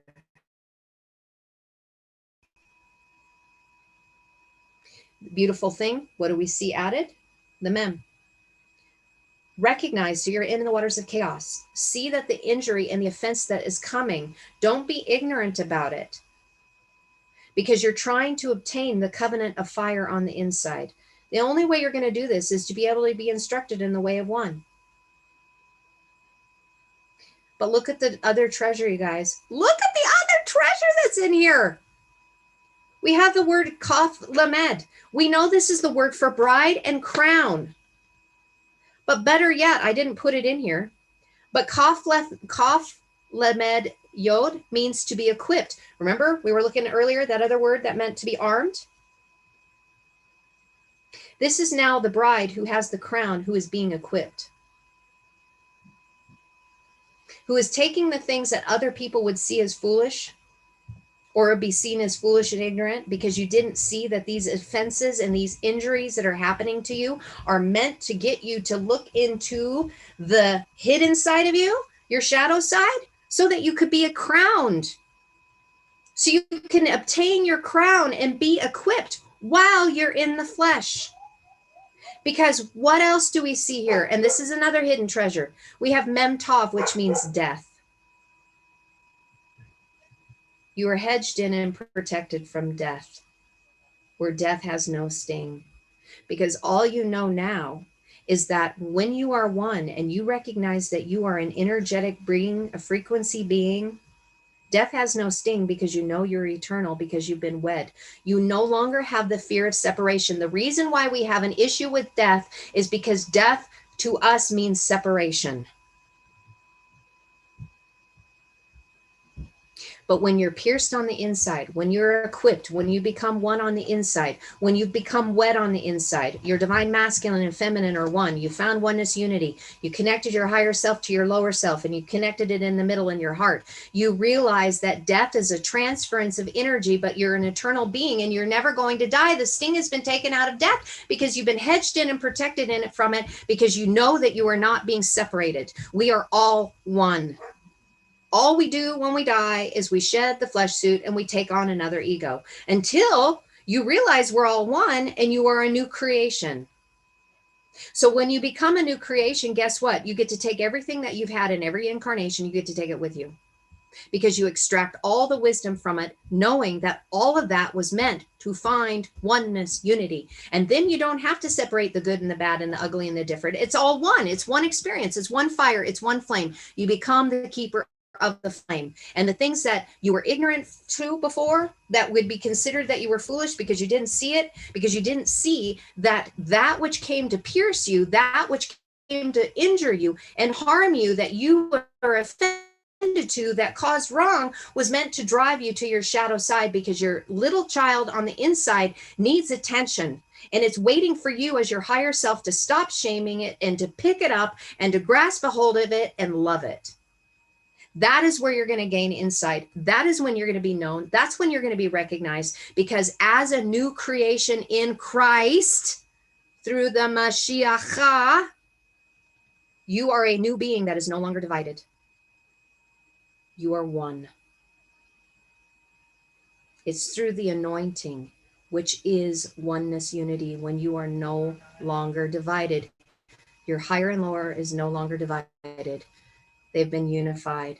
And therefore, that means that no matter what is said, no matter what is done, no matter what is projected upon you, you see it as a place to gain insight. You perceive it, your perception changes, it is made known to you, you understand it, and you are no longer offended by it. So then you are no longer a fool. You are now wise. And remember, this started to those who were teaching shepherd, because it's really easy to stay in the light, and it's really easy to teach the things of the light and high vibrations, and change your diet and change your food and listen to high frequency and go through Reiki and all these beautiful things. I'm not discounting them, but if you only stay there and you disregard all of this, it's saying at the end, if you don't embrace the shadow, you're going to be seen as a fool and ignorant. All of this is going to be made known and evident. So why not allow yourself to embrace that other side of you that you don't want to embrace, because you've seen it as something that is bad, something that is evil, something that you don't want people to see. But guess what? Guys, people are going to see it anyway, because as soon as pressure comes, it's going to be revealed. And somebody that has gone through the process is going to say, I love you no matter what, because I see you. And it's not a bad thing for somebody to say, I see you, if your shadow is popping up, because it means I love you unconditionally. I see where you're wrestling, and I'm not going to reject you just because your inner child who was wounded showed itself. Somebody's got to show it love. And if it isn't you, then somebody who has found oneness is going to do it for you until you can see it something that you want to obtain and do the work. That's why Yeshua is here, but that's also why Yeshua had to go, because they were externalizing everything on the man, on his teachings, instead of taking his teachings to heart. They were worshiping him. They were sitting and want to sit in his circles. They want to listen to his words instead of him saying, hey guys, you need to go within. I'm giving you information, but I'm going to speak to you in parables, because I'm going to frustrate the crap out of you. I'm going to only give you little bits and pieces, and I'm going to make you go inside to find the rest of it, because I'm not meant to give you all the answers. I'm meant to drive you a little crazy. I'm meant to sting you, to goad you, to urge you, to prick you. I am not going to be popular, but I am not here for a popularity contest. I'm here to speak truth, light, and love that has no biases. How you see my words and how they are projected to you I'm speaking what the letters are saying. And if you don't like what the letters are saying, then it's because your shadow is showing itself and it desperately needs attention. Truth and light have no bias. They only see through unconditional love. They see the higher, they see the lower, they connect it in the middle, and it loves unconditionally. I try to do my best to share these things through that perspective. Am I there all the time? No, because I'm still dealing with my shadow, but I love my shadow. I love your shadow. I love all of us right where we are at. We are perfectly and wonderfully made. And I'm not going to shame and guilt that other side of you because it's beautiful. You are beautiful just the way you are. And when I see your shadow, it just means I need to hug you a little bit more until you can learn to hug yourself and embrace it. That's what this verse is talking about.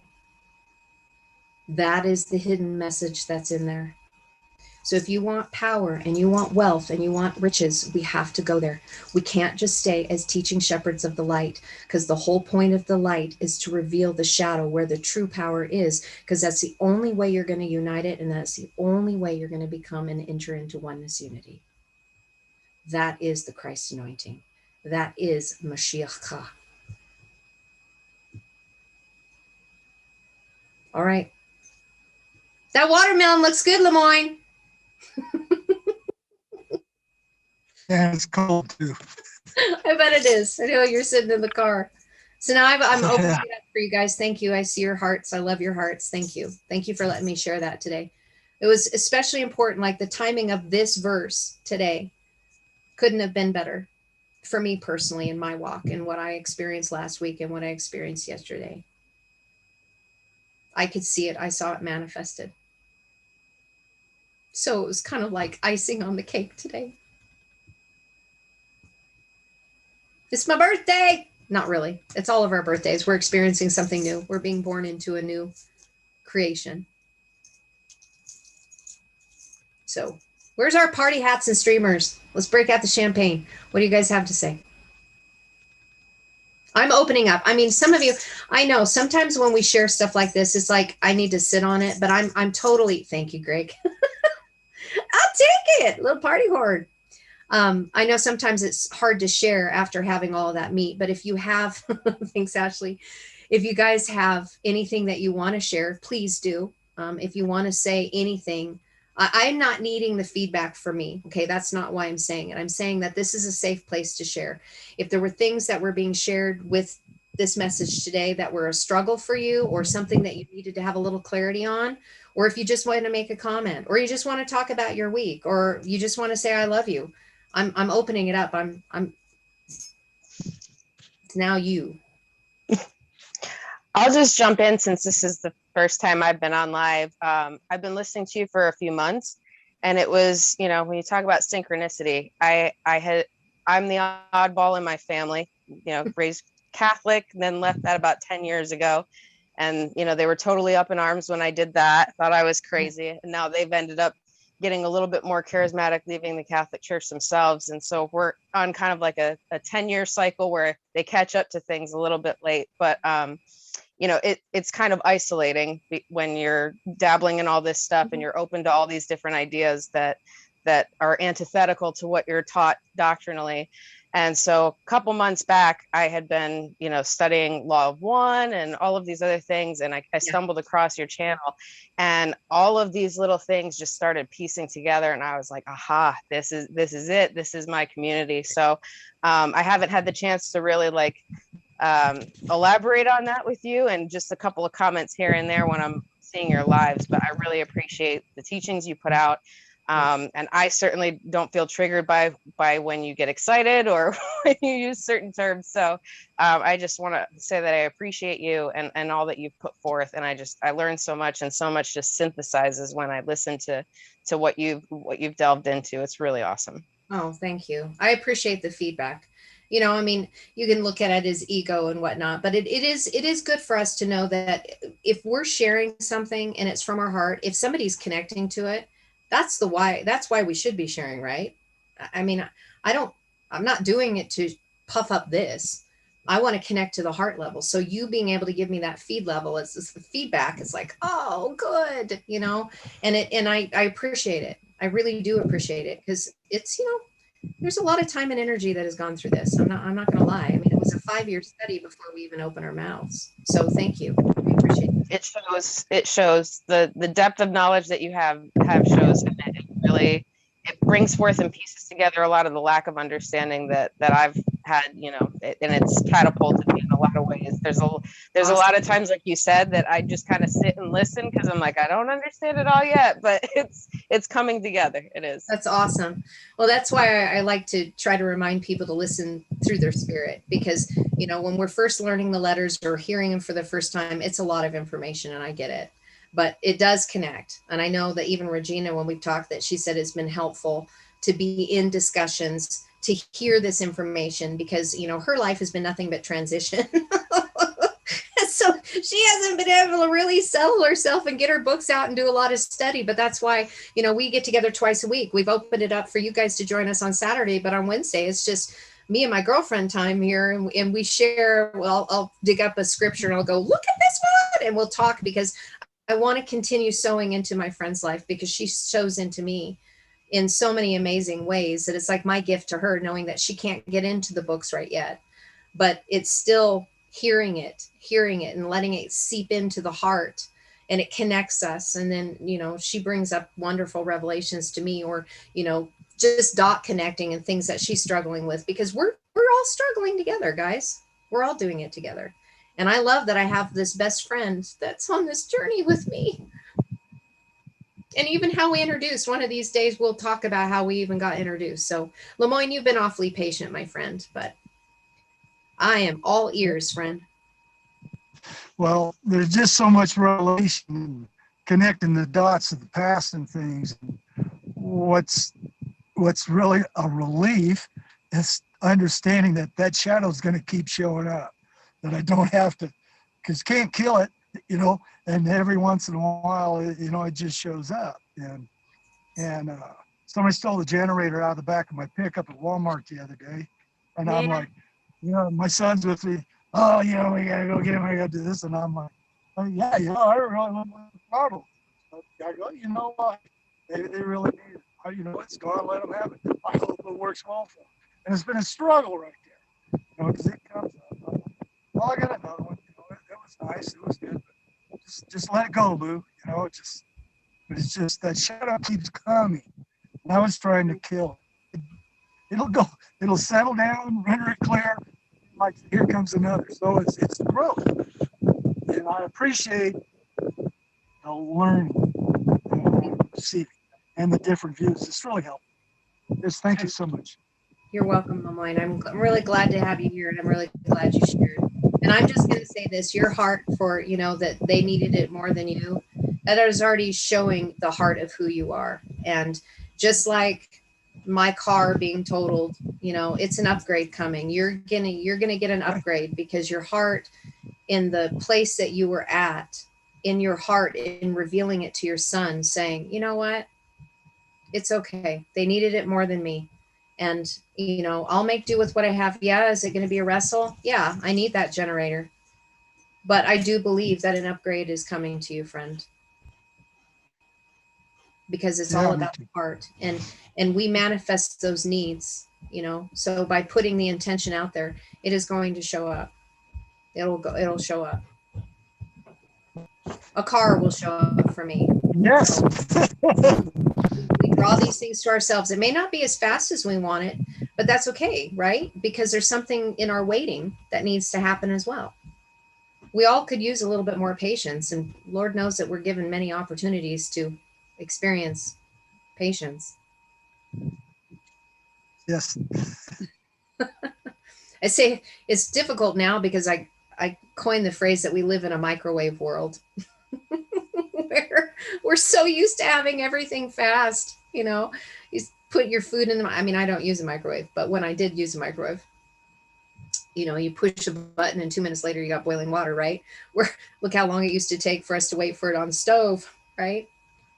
How about like fax machines? I remember the days, I'm dating myself, but working in the credit union or in the bank, and you're trying to approve a loan for somebody, and you literally have to wait for snail mail for their credit report to come back.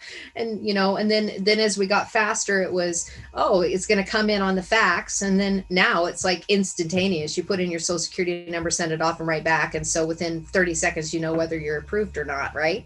Because everything is a microwave world and we want it now. And so these things that we have to be patient and wait for, the languages are like this, you guys. That's why it took me 5 years of study. My husband, 5 years of study before we decided to open the channel to begin to share.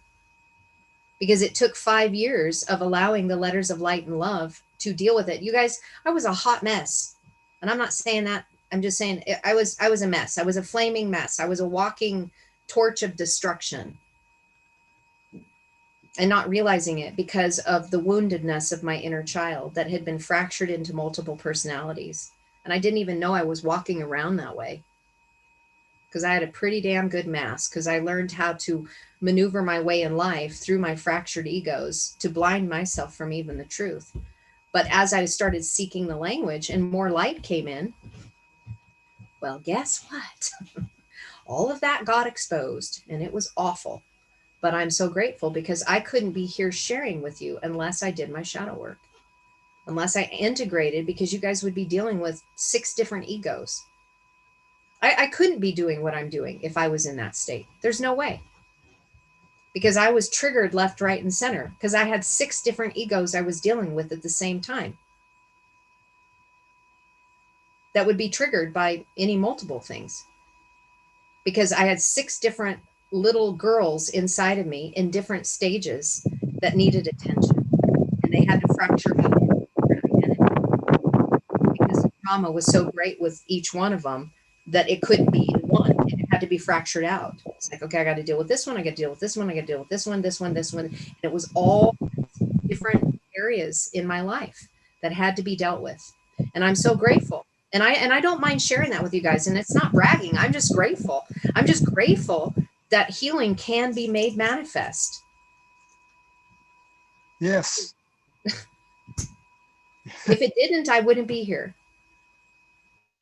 And that word this morning you had on diminishing, that was timely.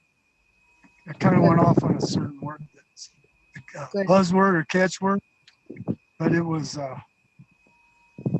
repenting. I was taking another look at it, but that word on diminishing carried a lot of weight this morning, at least for me.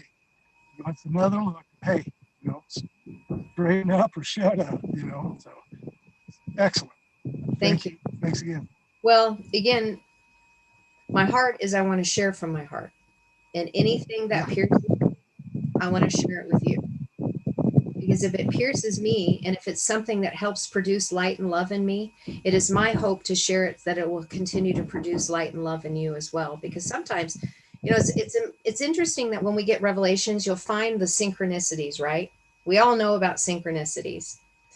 And generally, they happen that way intentionally, because spirit working with us collectively is trying to take all of us somewhere. Not just me, not just you, not just Billy down the street, all of us. So the synchronicities are coming in to lift us up collectively, because we're all going together, because we're all one. So that's why we can't diminish that dark side of the pole, the negativity, that side that we see as dark and evil, because we have that in us. So that would be like, we're taking all the light and we're going to leave the dark. Well, you can't do that. House divided cannot stand, right? You can't leave your dark behind, because the dark is the hurting side. So anybody that's in the dark, that's doing what we label as evil and all those things that we don't want to talk about, is because they are so wounded, they are so hurt, they have turned off their heart because the pain was unbearable. And they do unspeakable things because they don't know any different, because they hurt. Kathleen, you had something you wanted to say? Yes, I just really appreciate today listening to you and Brandon and this, and yes, my brain is tired, but I'm hearing things inside that I just love. And a few years ago, I was in a car accident, and I was pulling up to a stop sign. There's people across from me pulling. We all take our turn and all that. And so I went through, but I got smashed by someone who didn't. He was coming down the street, but he didn't see his stop sign. So my car was totaled, and a man across the street saw the whole thing. He ran out with cameras, taking pictures. Here, you can give this to your insurance guy, and then another. It was a Hispanic man that hit me, and he was definitely all upset. Another, the other people at the other corner was I call her little Mexican mama. She and her husband got out, and she really laid into that guy. What's wrong with you hitting her and all that? I'm just standing there like not even involved almost. And my car was totaled, but I felt like, hey, I think I'm okay physically, and they look okay physically. So I talked to the man, and I could tell that, the lady had really made him feel bad. And I'm very compassionate, and I felt so bad for him. And he said, "You don't understand. This is my daughter's car. I borrowed it from her, and she just won it on The Price is Right 4 days ago. She picked it up." And then I really felt bad for him. And I said, "Well, the important thing is that we're not hurt or anything. Everything's good." Well, he didn't have insurance. And, usually your insurance company isn't going to like that. My insurance company gave me, this was a 3 year, I had the car for 3 years. They gave me almost full price for my car. No one could believe how much money they gave me. And I got another car, and I always felt good about that. But I love what you shared this morning about how you had another accident before, with the cow, and how you took that experience into this next accident. As you were talking, I had this epiphany, and I love what you said about different things about being offended, and about how these things come to show us something. I had kind of had a feeling behind me like, yeah, I'm good in those cases. Thank God there's something I'm good at. So I don't need to worry about that. But you know what? I just had this thought. What if it had just been he and I? What if there were no witnesses coming around to take care of the whole thing and all that? What if he had started screaming at me and calling me names? And I'm not a name caller. But you know what I would have done?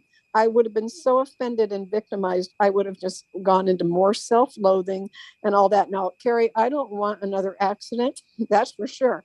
But I'm hoping that the lesson that I have learned and what you helped us all with today, I'm hoping that my next trial that comes along, that even if I'm compassionate and it doesn't work out on their end, that I will bring something here. Does that make sense? It absolutely makes sense. Really how we handle ourselves when the fire comes, when the pressure comes, when the catalyst comes, when we are in that place is really going to show the world who we are. And right now, the world needs light and love. So the more shadow work we can do, the better we can serve humanity, because the pressures will come. The pressures do come. And, they seem to be ramping up. But if we can allow ourselves to love that B side of us, heal the wounded child, bring it up instead of having the fear and pride, then what people will see is the unconditional love as one who comes forth, who remains humble and teachable in every moment, because they know that something is being revealed, so that they can have greater revelation, greater insight, have a change of perception. And so being able to go back, like you looking at that traffic accident and being able to extract the wisdom from it, of how it was handled. What if they needed to see light? Maybe that whole accident I was in yesterday was for them to see something demonstrated. I know what it was for me, but what was it for them?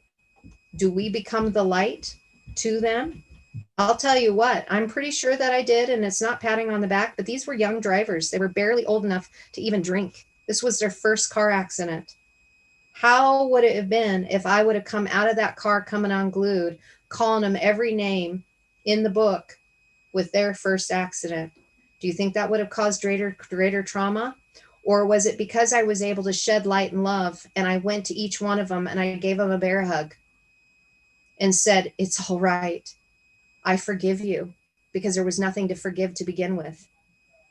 It was an experience. We had to learn, we had to go through this. It was something that needed to happen today and change the whole perspective to be the light instead of letting our wounded vessel show up as a darkened individual that would cause more harm and hurt and injure when they were already scared out of their gourds because they didn't know what this meant. I've never had an accident before. I don't even know what to do.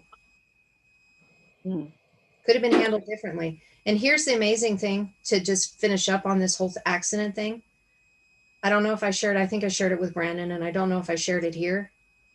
I knew I was going to get in the accident before the accident happened. 2 miles down the road, the Holy Spirit told me that I was going to get in an accident. So I already knew it. So when the accident happened, I was already prepared. Second time it's happened, where the Spirit has shared with me I was going to be in an accident before it happened.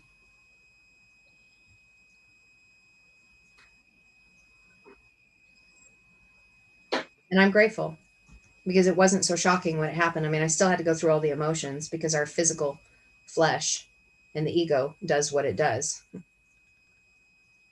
And I just allowed it to be. I allowed it to be. And then speak light and love to those who were younger than me, who were freaked out because they didn't know what it meant. And they were so concerned about me. I could see them. And they didn't have beast egos that showed up. Their hearts showed up. Good job, parents. Their hearts showed up. Showed me a lot. I'll have Ashley go first and then Lemoyne, because I see you guys have comments. Go, dear. Earlier, did you mention something in relation to the Hebrew language in your accident? I think you put a pin in it or something. I did. Thank you, dear. I'm going to bring that up. Okay. And then Lemoyne, I'll get to yours. Thank you for remembering that because I would have forgot. I would have forgot. The room's getting hot. My brain starts getting fuzzy. Yes. So we're waiting for the police to do what they're all doing with their accident report and whatnot. And our nerves had all calmed down. And it was like we were just standing as family. And, I was kind of sharing a little bit of the woes about, my husband and I being unfunded missionaries and trying to figure out how we're going to replace the car. And I said, my husband and I do something a little different. We teach because they knew that we were believers,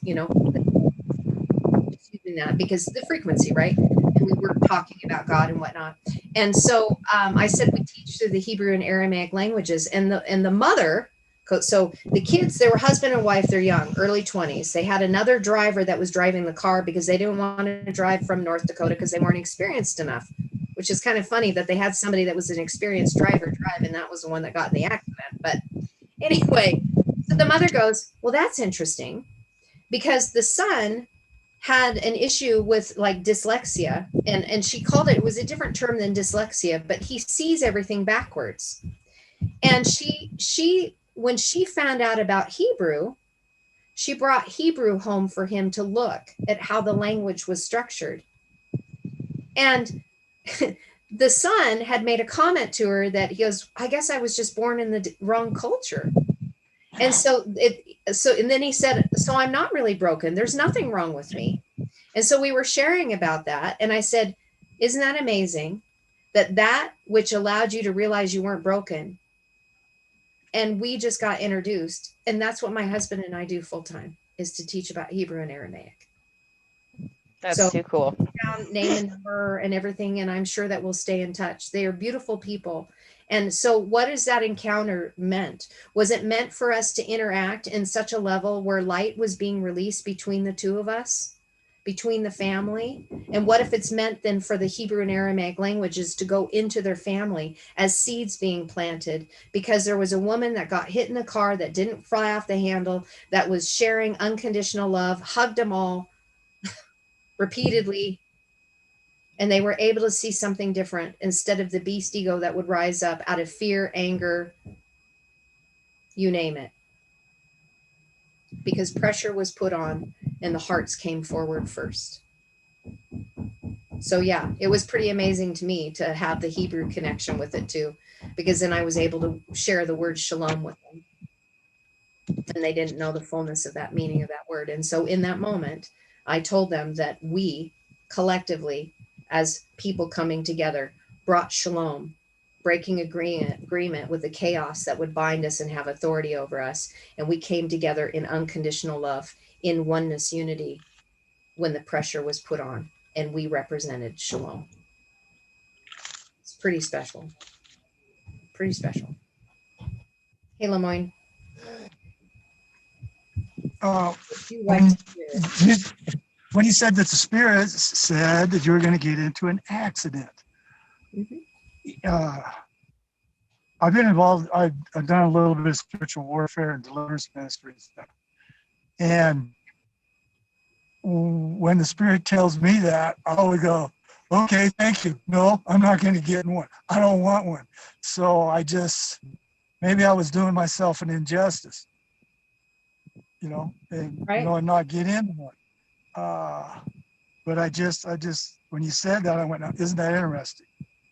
Because that was a whole different belief at that time than what I'm doing now. and and I used to, really do a lot of that. And the pulpit would say, well, I would get up in the morning and I would do spiritual warfare every morning. So I didn't have near the stuff happen to me that happened to normal people. This went on for like 37 years. Mhm. And the teachers, the pulpit would say, no, don't do that. You need to have those things happen so you can grow. So the whole thing's kind of interesting. It could be really bizarre, but it's just interesting. I totally You get did it. have this accident. A lot of good came out of it. You and the whole group grew immensely. Well, I'm been going through this. I'm like almost twice your age, and now I got to go through it anyway. So there we go. That's all I wanted to say. Well, that's good. I'm glad you shared that. It is a different mindset. I was in a church that was kind of similar to that, where we did talk about warfare and demonic this and demonic that and all of those kinds of things. So I'm familiar with that. But as we continue moving on, we allow the experiences to flow through us, because I've learned to listen and trust the Spirit immensely. So when the Spirit says something, I listen to it and I obey it, because the Spirit is my higher self that's wanting me to connect in my now to where power is. Power is in the moment of pressure, because that's when we can see the power that is within us. We do not see the power within us without the pressure. Because everything's going right. You're not really manifesting anything. It's like, hey, everything's going right. There's nothing going on. It's only when the pressure is applied that the power can be seen. Yeah, the pulp would say, if you don't squeeze the grape, you're not going to get the juice. Apply a little pressure. When you go through the pressure, I could see that. I can see. Because it's, again, for you to see what needs to be revealed in you. It has nothing to do with the other people that are involved. It has to do with what's being revealed in you. They're just catalysts. They're just the prophecy working out in your life. But do you have the eyes to see and the ears to hear? Are you willing to shema? Are you willing to shema and see what is happening in the flesh, so that you can be raised up and allow the fire to come into your waters of chaos? So I see, Greg, that you had a question too, or a comment. Yeah. About the message you got from Spirit. Sometimes I get confused. Well, I'm getting better at it, but I'm learning to trust that more. I used to, when I got stuff like that, I would say, oh, that's a negative thought and it's going to become a self-fulfilling prophecy if I don't, cut it off. But I think discernment is important to realize, is that thought from me or is that from Spirit? And I'm getting better at that, but it's just something I've been aware of. Yep, I totally comprehend that. So just to share a little bit on my side. I think I'm going to sneeze here soon. That's actually a reminder. I have a reminder. I'm really glad that happened. Gesundheit. We're going to talk about that when we sign off here. Something my husband shared, and it's something my husband shared. I'm going to share it because he shared it with me this morning, and I felt it was profound enough. I need to share it with you as we sign off. So I'm glad that I sneezed because it just reminded me. So what happened, just to let you know, in the past, I would have attached a whole bunch of scenarios to this. So hearing it in my mind, you're going to have an accident. All of a sudden, vain imaginations would have run with me. And I all of a sudden would have been paranoid. Who's going to hit me? What's going to happen? What, you know, and I would have just taken off running with it through fear, just taken off in fear. Probably so much so that I would have pulled my car over into a parking lot trying to avoid the accident, right? I mean, I would have reacted instead of responded. And so what happened this time, and this is why I needed this. I needed this as an experience for me to see where I was at. Regardless, I'm sharing with you guys, and I'm not saying it to pat myself on the back, but sometimes these catalysts are meant for us to take personal stock, to weigh and balance ourselves. Are we maturing? Are we growing? And then use it as a comparison. Where would have I would have been? Where am I right now? What is moving forward? So what happened was when the Spirit shared it with me this time, I didn't attach a narrative to it. I didn't say who, what, why, when, and where, and how. I just received it as information, and that's it. I didn't say this is going to be good. I didn't say this is going to be bad. I didn't attach to it with an emotional response. I just took it in as information. And then when the accident happened, I allowed the energy to flow through me the way it needed to, instead of bottlenecking it and saying, oh, I need to be strong. I need to be brave. I need to put on the, you know, the shiny hat. I need to be the savior. I need to be this and that. No, I let it flow. For the first 20 minutes, I couldn't be consoled. And I was wailing and I was shaking and I was snotting and I was freaking out. And I was crying probably as hard as I could. And, you know, I was recognizing it, but I didn't bottleneck it. I didn't stop it. I just allowed it. I'm not going to let this trauma bite me in my butt again. I'm going to deal with it right now. I'm going to feel everything that I need to feel. And then I went up and I kept telling the kids, because they're, you know, their eyes are about this big and they're freaking out. I'm so sorry. I'm so sorry. And I said, it's not about you. I need to feel this right now. And I'm sorry if this is hurting you. I need to feel this right now. I'm sorry if it's hurting you. I need to feel this right now. I need to get it out. And then I would go into another wave. I'm only sharing that because when Spirit shares things, we have an opportunity to respond or to react. And when we choose to stay in the position of neutrality, just realizing it's information and then realizing it's going to be an experience for us. And then we can see that that wrestle, whatever that experience is for our good. Tet, vav, bet, tov, it's good. The wrestle is going to be good for you because you're going to connect it to your heart so you can build yourself on the inside. When we can respond to it that way, instead of reacting to it and saying, oh, I'm getting attacked, oh, this is bad, or I'm trying to speak against it, we are stopping that which is necessary for us to see where we are at in the moment, to be able to see the blessing of the work that we've done, because we need the pressures and we need the catalysts in order to grow. I'm going to mute you for a second because I can hear your wind, Lemoyne, and that's fine. It's just that it's translating through. If I can mute it, it's not letting me mute you. So what I wanted to share with you in signing off, we'll take it a few minutes longer if you have anything to say, because this is what Ken shared this morning, some stuff that he was digging out. He came in and he said, Gesundheit. I'm like, okay, Gesundheit. Okay, I didn't sneeze, although I just sneezed like 5 minutes ago. He said, Gesundheit. And so we began talking about Gesundheit. And I want to share with you what he shared this morning with me, because I thought it was really good. And I took it to heart. I really took it to heart because I felt like this was something that needed to be solidified. I didn't get to share it with Brandon. It wasn't meant to, it was meant to be shared with you guys here.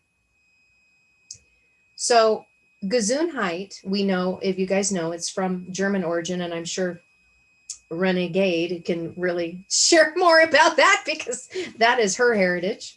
But Gesundheit, when you take a look at it, it comes from the word, I look at my document here so I can read it to you. It means, it's the origin of the word means to sound. The word is sound, to be whole and healed. And when we take a look at this, it's interesting because Gesundheit, he was connecting it to the Aramaic word ganaknu. And it's the form of anaknu, and anaknu means we. Ganaknu has the word garden in front of it. Ganaknu is we are the garden, and it means the people of likeness of.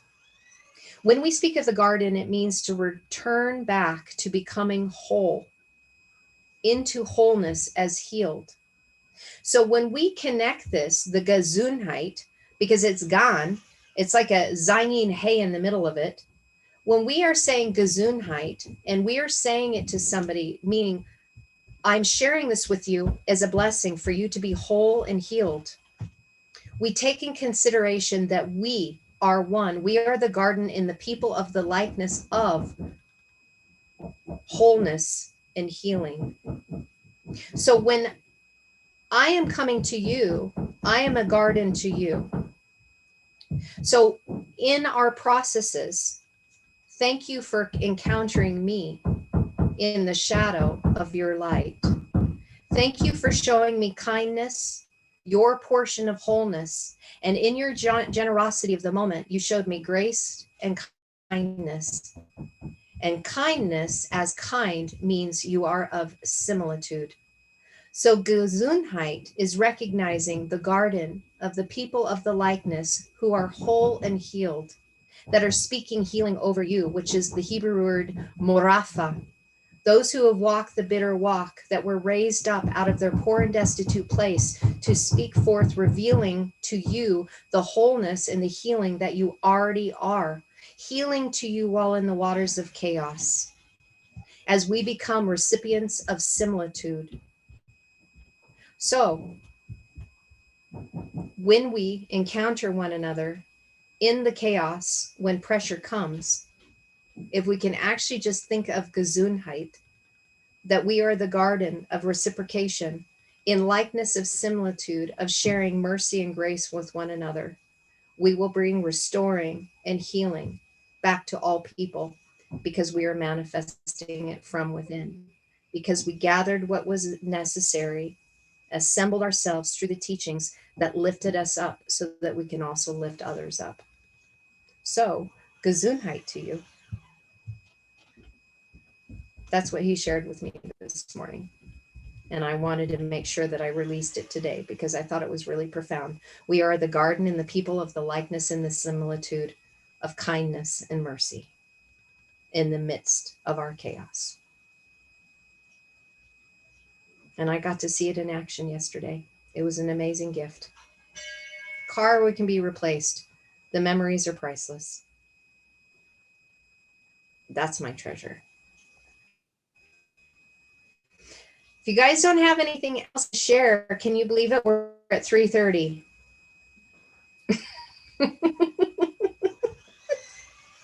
I'm just happy that you guys were here. And Ashley, it's such a pleasure to see you, my friend, to actually see your face and to hear your voice. You have much wisdom. So glad to join in with you guys. Well, we're family. So the only thing I'm going to say, and I shared before, please come. If you don't have Facebook or you have Facebook, I have created a group called The Stand 121. And I haven't finished all the stuff with it. I am going to have a little questionnaire, but because you guys are on here with me, go over there if you're on Facebook, and I will approve you guys, and we'll begin to have a group that is there that we can share with one another. I mean, I'm broadcasting this live right now, so people on YouTube are seeing our conversations and hearing it, and I'm really glad for them to be a part of it. But if we need to get into the nit and gritty, if we need to get into some deeper waters, if we need to tread hollow ground, if we need to be open and transparent, and we're not at that place right now because, you know, not all of us are there in our maturation. We're all in different phases. And I know that the intimacy is important. Like Rennie, I want to call you Renee and Rennie, and I actually want to call you by your real name, but you know, I call you lots of things, but maybe I should just say friend. That kind of encapsulates everything, friend and family. But then you won't know that I'm talking about you. But with intimacy, into me, Into me, you see. into Into me you see. When we are transparent with one another and we can bring these things forward, it allows us to be able to see the greater depths of me and you and you and me. That's what intimacy is. And I love that you spelled it out that way. So I want to make that available for Facebook. I want to have a place, it's a tool. Yeah, we get all in, they're doing construction upstairs. So that's why you're hearing banging and pounding. I'm glad that they started now and not at 1 o'clock at the beginning. I can't believe that they're choosing to work up there, and it's probably 100 degrees up there and they didn't start early in the morning, but whatever. Anyway, the Facebook page, I want us to be able to have that there. I want it to be a group of those who are coming together through the language, through hearts, through oneness unity, so that we can be open and transparent and work through these things, so that we know that we're not alone, that we're in this together. And sometimes just being able to connect with each other, it's important. That's why I wanted to open up these Zoom meetings. It took me a while to decide to do this, but really my friend Regina, who had to leave, she and I, we had talked about this for a long time before we actually made it happen, because we knew that we wanted to bring people together. We wanted to build a community. So go check that out. It'll be updated. I really would like us to be able to utilize that for what it is for. And if you need to talk and if you need to share, it's not going to be a place of judging or correcting. It's going to be a place where we can share our hearts. Because sometimes we just need to talk. Sometimes we just need somebody to hear the struggles that we're going through, because sometimes the struggles are just really intense. And I get that. And is going to be truth, and it's probably going to sting. It's not a measure of I'm right, you're wrong, or listen to me because you're not doing something right. It's a measure of I'm going to speak truth to you because I love you so much. I don't have a bias. I unconditionally love you. Let's take a look at it at this level, because we all have that and we all should be helping each other. And sometimes truth does hurt. But again, it's a catalyst, right? Are we afraid of the truth? Some of us are. I know our shadow doesn't necessarily want to see connected together. So I'm learning from you guys a lot, and you share great wisdom with me, and I pay attention. So let's do it. Let's make it a family. Let's make it a place where we can join in as a safe place to share hearts, because that's where we should be living from. It's right here. Because then the mouth is speaking forth beautiful truth, light, and love. And I love you guys so much. You are family. You are family. Reciprocated.